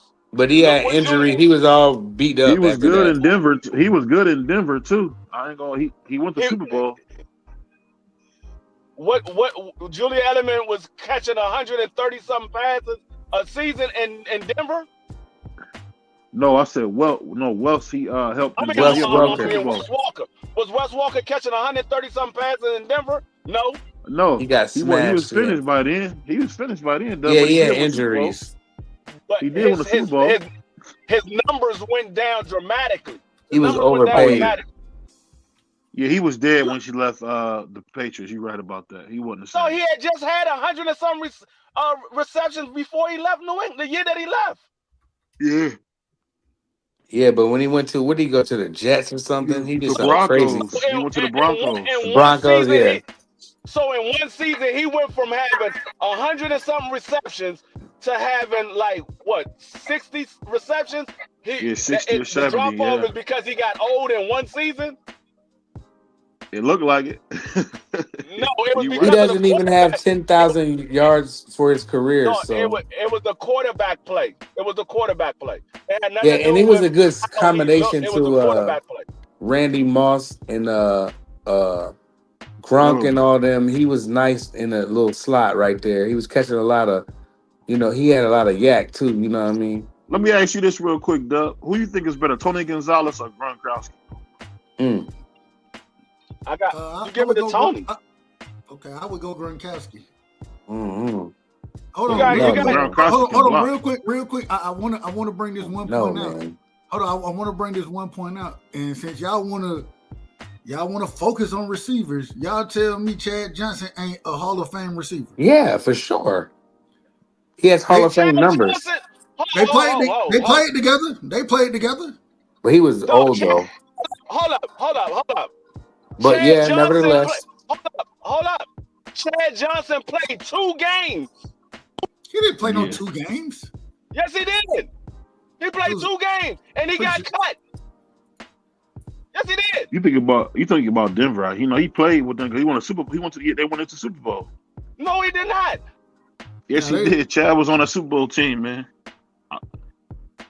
I've always been a Tom Brady. I love Tom Brady. Let me look and see what it was. Chad Johnson played 15 games. He played 15 games. Yeah. Remember in the Super Bowl, they were like, why don't y'all get Chad the ball? I'm just telling you what the stats say. Yeah, bro. he did. He played 15 regular season and 2 postseasons. He played 17 total games with them for sure. Ocho, yeah. Okay, I'm just saying it wasn't 2. But nevertheless, what you're saying though, he has Hall of Fame numbers though. But he wasn't the same receiver. Is Chad Johnson in the Hall of Fame? No. So he's not a Hall of Fame receiver. What are you talking about? He's not. He got 11. He only got 1,000 catches though, Doug. But he got 11,000 yards and 67 touchdowns though. That's insane. Until he get in the Hall of Fame, he's not a Hall of Fame receiver. Chad Johnson has been eligible for the Hall of Fame already. He's not a Hall of Fame receiver. No, he not. You know what's crazy? He had a really good year. He had a decent year in with the Bengals, and then he came from the Patriots, had 15 catches for 200 yards. It didn't work out, man. They wasn't on the same page.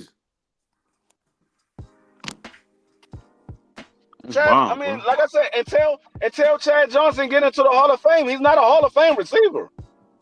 No, he's not. I'll tell you what, though. I think. Hold on, y'all tell me a receiver that got 7,000 yards or 7,000 or 7 seasons with 1,000+ yards receiving that ain't a Hall of Famer. Y'all name him. Chad Johnson.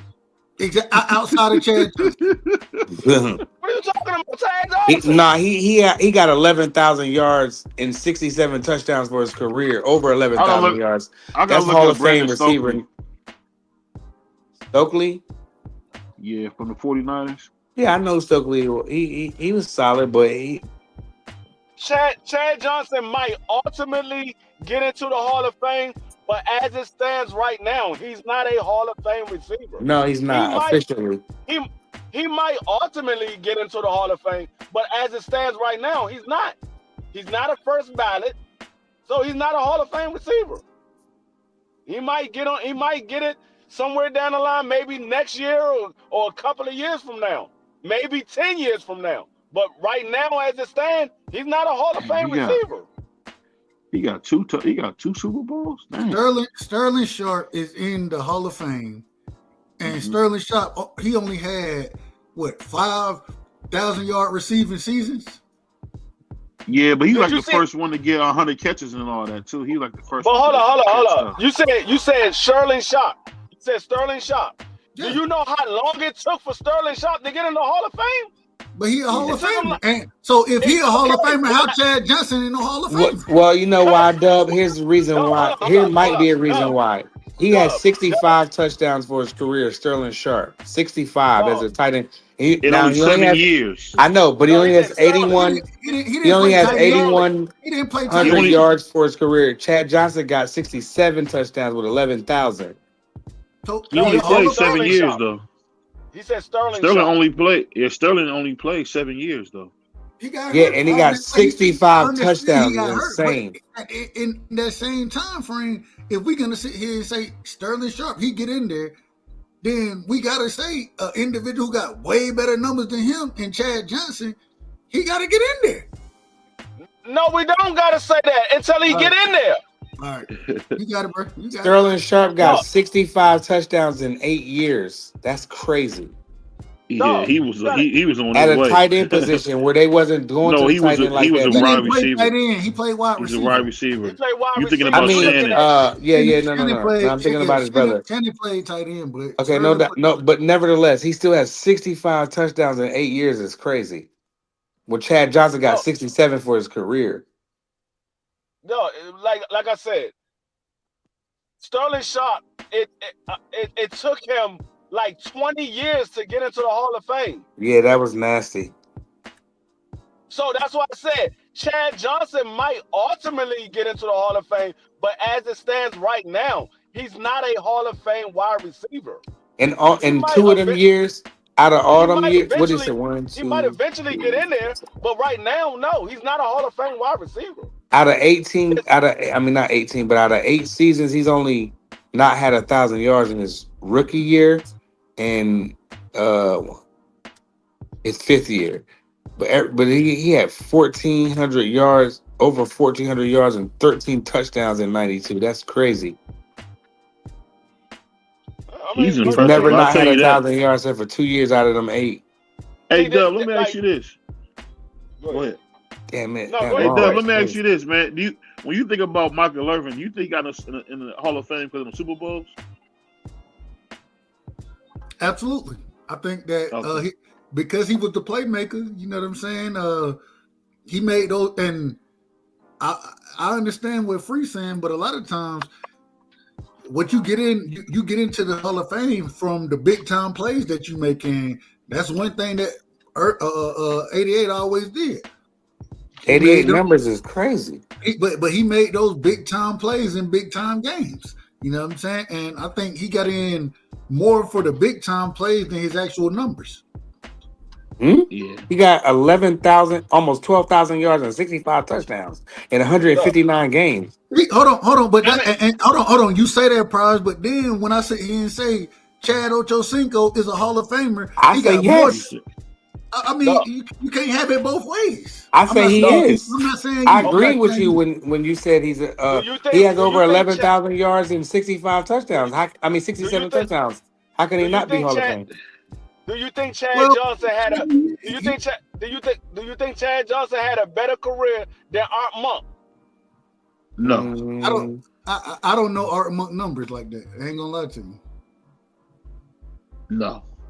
I can tell you right now, Chad Johnson didn't have a better career than Art Monk. Art Monk had 12,000 yards and over 12,000, almost 1,300 yards, 1,000 yards, and 68 touchdowns for his career. So, and almost 1,000 receptions, 940. So I would say no. It took Art Monk 30 years to make it to the Hall of Fame. Art Monk played 16 seasons. Yeah, he did. Yeah. You got to wait like mad years after you retire. He played 16 seasons and only got one more touchdown. But you sit here criticizing Ocho. But he got 12,000. He almost had 13,000 career yards though. He played like 5 more seasons than Ocho played. Yeah, for sure. I would put Ocho. I would put Ocho in the Hall of Fame. No, Me too. like I said, without a doubt. He will probably eventually get in, but as it stands right now, he's not a Hall of Famer. You can make the argument that he's a Hall of Famer, but it's not like boxing. They go according to what you did for the sport, and right now they don't believe he did enough to be in the Hall of Fame right now, compared to the other people that he's up against. Well, he's not far down on the list with yardage. No, what I'm saying, like I said, he might eventually get in. Most likely, he will eventually get in. But right now, see, when it comes to the NFL, the NBA, and baseball, they actually go by your stats. And right now, Chad Johnson hasn't done enough to make it into the Hall of Fame compared to the other people that he's up against. Art Monk had 9 seasons with. I ain't gonna lie though, man. People, y'all really rocking with us, man. Shout out to everybody in the chat. Y'all really rocking with us, man. That's what we do. Shout out to y'all. Yeah, Jonathan Taylor. He's running all over everybody. When they do the Hall of Fame and they put up, say who we gonna put on the ballot, they look at the stat and they get a group of people and they say, okay, does he belong on this ballot? Does he belong on this ballot? And they compare the stats. Right now, Chad Johnson's stats ain't good enough for him to be on that ballot. I'm not gonna say it's not good enough because he got over 11,000 yards and 67 touchdowns. Not good enough. It's not good enough to get on the ballot versus the other people he is up against. That's what it comes down to. Who is he up against? I don't know who they put on the ballot. All the people that made it to the Hall of Fame this year. Those were the people that he was up he's against. not better than if you don't know who's up there. That's crazy. Did you see the Hall of Fame that was the Hall of Fame game? All the people that was on the Hall of Fame this year, he was up against those people. He wasn't good enough to knock one of them out to be into the Hall of Fame. Yeah, he'll get in there with 11,000 yards. He'll get in there with 11,000 yards and 67 touchdowns. That's Hall of Fame worthy numbers. He'll get in. But what Free's saying is right. He's not, as of right now, he's not. And that's you can end that conversation. Let me ask you this though, Doug. I want to ask you this. You being a former Cowboys fan, do you think that Dak will ask out if he can't get some help on defense? Dak is a Cowboy for life, and I'm not a former Cowboys fan. I'll always be a Cowboys fan. Salute, brother Curtis Robinson in the building. What's going on, Curtis? He said, a former Cowboy fan. That was crazy. I ain't gonna lie, I want Dak to come to Cleveland, man. And just in his career down there, huh? Now, speaking about Cleveland, what is it going to take for Shedeur to get in the game? Just trade him then, Free. It's got to be over Kevin Stefanski's dead body, man. To be honest, I heard y'all want a 2nd-round pick for him. Y'all should be ashamed. How would y'all want a 2nd-round pick when y'all got him in the 5th? I heard that on y'all radio show. What's that guy? That guy in the morning, BVO, Riz. I listen to Riz. You know who I'm talking about too. Dog, y'all didn't pick this man up until the 5th round, and y'all not even putting him in the game, and y'all want a 2nd round for him? It's crazy work. Y'all not getting that. And they like it, and he's so likable because their number one player likes the kid. You don't think we can, Dub? You don't think he would do better in Cleveland? No, I think he would do better in the Raiders, the Jets, somewhere else. Somewhere somebody's gonna just say, you know what? I'm gonna put him out there for 4 games and see what he can do this quarter. You talking about Sador or you talking about Dak Prescott? I'm talking about getting Dak Prescott. Oh, he not gonna do better in Cleveland. He not gonna do better in Cleveland when Cleveland ain't got nobody.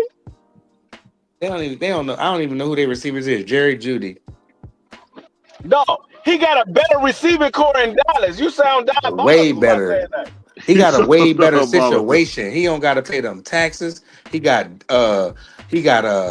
CD and Pickens and a decent tight end. Man, he not going nowhere. The only thing Cleveland got over Dallas is defense. Their offense is not better. Their defense is. Well, I feel bad for Cleveland's defense because they got a really, really good defense. They said that damn offense can't stay off the field. They go 1, 2, 3, and then big boy, what's his name? BVO, your man's Miles. Miles Garrett. Yeah, he had Miles got to go right back on the field. Week. He slept. He don't give a dag about them. He had 5 sacks. 5 sacks. Who loses and their defense got 5 sacks? Only Cleveland would lose like that. Damn, the defense got 5 sacks. One player got 5 sacks. Right. Forget the defense. One player. But we don't even know what everything. the other people did. Bro, you can't say nothing about Miles because you paid him all that money and he showed up and he shows out every time. He has no quit in him. I respect him for playing for that organization. He's paid and he does what he's supposed to do. To the Hall of Fame. We would love to have him in Philadelphia. Please, Miles. Most definitely. Now, Miles Garrett, you would definitely say he's a first ballot Hall of Famer. Please, Howie, get that man to Philadelphia so we can run his back. Dub, let me ask you he this. Deserves fans like us. Dub, you telling me y'all wouldn't trade Miles Garrett for Dak Prescott? I'd trade him. I'd do that. No, Dak a quarterback. And a 1st round pick? Never. Nah, I can't do that. Dak is a quarterback, bro. You can't. You don't. What did you say, Dub? I didn't hear what Dub said. Never. Yeah, you can't do that. It will never happen. It will never happen. Dak will retire a Cowboy. He'll probably retire leading in all statistical categories outside of Super Bowls for the Cowboys.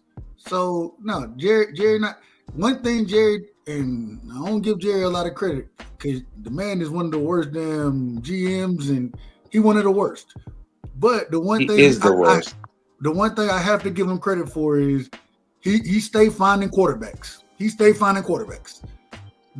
don't matter what. He doesn't find anything, Dub. His people finds it. His son and them and his team finds it. Jerry Jones find them. Jerry Jones just pays quarterbacks. He don't go out and scout no GD quarterback. Y'all tripping. I think you tripping. I think you don't realize what Jerry Jones actually does. Dallas got some of the best scouts ever. That's a fact. That's what every team has scouts. But it's not like he's doing like Howie Roseman as a general manager. He's not doing like Jerry Jones ain't scouting no damn quarterbacks in Utah nowhere. Hold up, Price. We gotta speak on facts. Every team has scouts, but the people that get credit for bringing the players in is the general manager. And Jerry Jones is the general manager for the Dallas Cowboys, so he gets credit for all the players that he brings in. You see how he did that, BVO? He went politically correct. No, because that's the truth. Politically correct. That's the truth. But Jerry is not out there, Scott. He going out there. They come back and report to Jerry and say, Jerry, Dad, I think he's the guy, Dad. But Praz, the thing, the way you have to look at it, you have to understand that the GM is always in charge of. Okay, fair enough. Hold up, damn. Fair enough. Go ahead. Dog, all of the who was the one that got credit for bringing Tom Brady in? Belichick. Okay, who went and saw Tom Brady? The scout team. No, Belichick pulled up. Dog, the scout team is the What? one that saw Tom Brady. The evil team. wizard, the evil genius, he pulls up. Are you crazy? Dog, the scout. I mean, Prime. Bill Now, I can get it. If you're talking about Dallas, I got you. But I'm talking about Bill Belichick. Hold on. Bill Belichick can't scout a quarterback to save his life.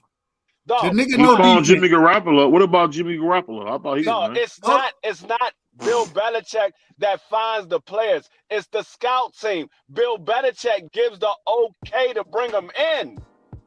And I can, He gives and the like okay to Free bring them is in. Gotta saying, get past hold him. on, hold on. too. But like Free is saying, the thing that I give Jerry credit for is he went out and first off he brought in Jimmy Johnson. Jimmy Johnson was the one originally scouting the talent. Oh my God! All right, go. Talking about something in 1900. Hold on, I'm trying to talk about what's going on now. If you let me finish. What's going on now is Will McClay is a part of, or he's the head of the scouting personnel. He's the head.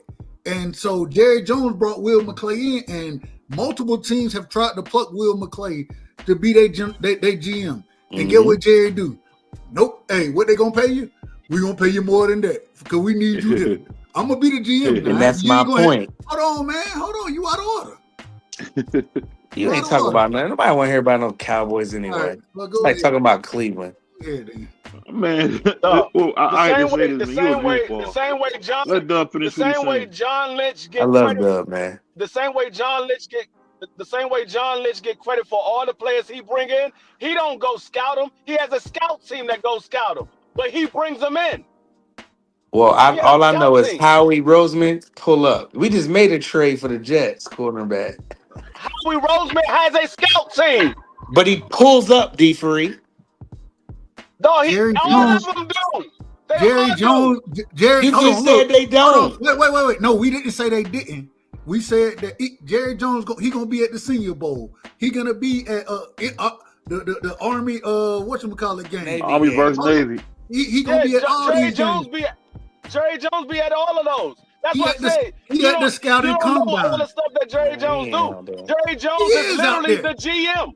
He's He literally the GM. hold on. He Jerry, literally. I rock with Jerry. Hold For on, real, man. for Hold on. You out of order, man. Now I gotta stop. You out of order. Jerry You ain't out of order. outside, man. Jerry Jones literally He ain't was outside. at he was at the combine with Michael Parsons when he felt like him and Michael Parsons had a handshake deal, and Michael Parsons wanted to bring his agent there. But where were they at? They were at the scouting combine. Where was that at? Jerry Jones pull up to all of that. He pull up to the Senior Bowl. Now, do he know what he's looking at? Who knows? He got people to do that for him. That's why he don't want to All get right, rid of okay. Will So McClay. Jerry, you telling me Jerry outside? You telling me he ain't? All right, fair enough. So what you talking about? Jerry ain't outside. He don't know what he's looking at, man. All right. All I say is this. He ain't Dub. outside nowhere. I think Jerry and his team doing a good job, Scout. Doing what? They got the most Pro Bowlers since 2010 drafted. What have they won? Man, you a goofball, man. That's what Cleveland fans do. Defend Dallas fans. It's not about Man. defending nothing. It's about the We facts. talking about the truth, man. Ain't no truth, man. All I know is Hey, I'm this- talking to I'ma two say- losing I'll say- franchises. Look up, Hey, Dub, you- look up Pro Bowlers and look to see what team. Dub, how old was you when God, Dallas won the Super Bowl? What does that have to do with anything? How old were you when Dallas won the Super Bowl? 7. Dub, let me ask you a question, man. You going live tonight? Nah, man, I ain't live for the rest of the week, man. He said he wasn't going live, and then when I woke up the next day, I was like, "Damn, Dub had a dope live." Well, I had to get out because of I got a short week. You know what I'm saying? Friday, I'm headed to Jacksonville, and so I actually was working on some other things before. That's why I jumped on the live so late, because I had some other things I had to work on, and then tomorrow I got a few things I got to do in preparation for Jacksonville. So yeah, no, I ain't gonna be live. Damn, but you gonna have dope content though coming from Jacksonville. Yeah. Shout out to my man Dub. On that note, man, great men's talk today. It was fun talking about something other than boxing. Yes. And man, again, man, shout out to Tank Davis doing a good job, man. We appreciate you, man. We out of here, y'all. Peace. Shout out to BVO Sports TV. Make sure you tune in right away. Hottest in the city. What's up, guys? Chris Algieri here. Big shout out to BVO Sports TV. This is a sick Negro. Shout out to BVO Boxing. You understand? Check the boy out. Check the kid out. You understand?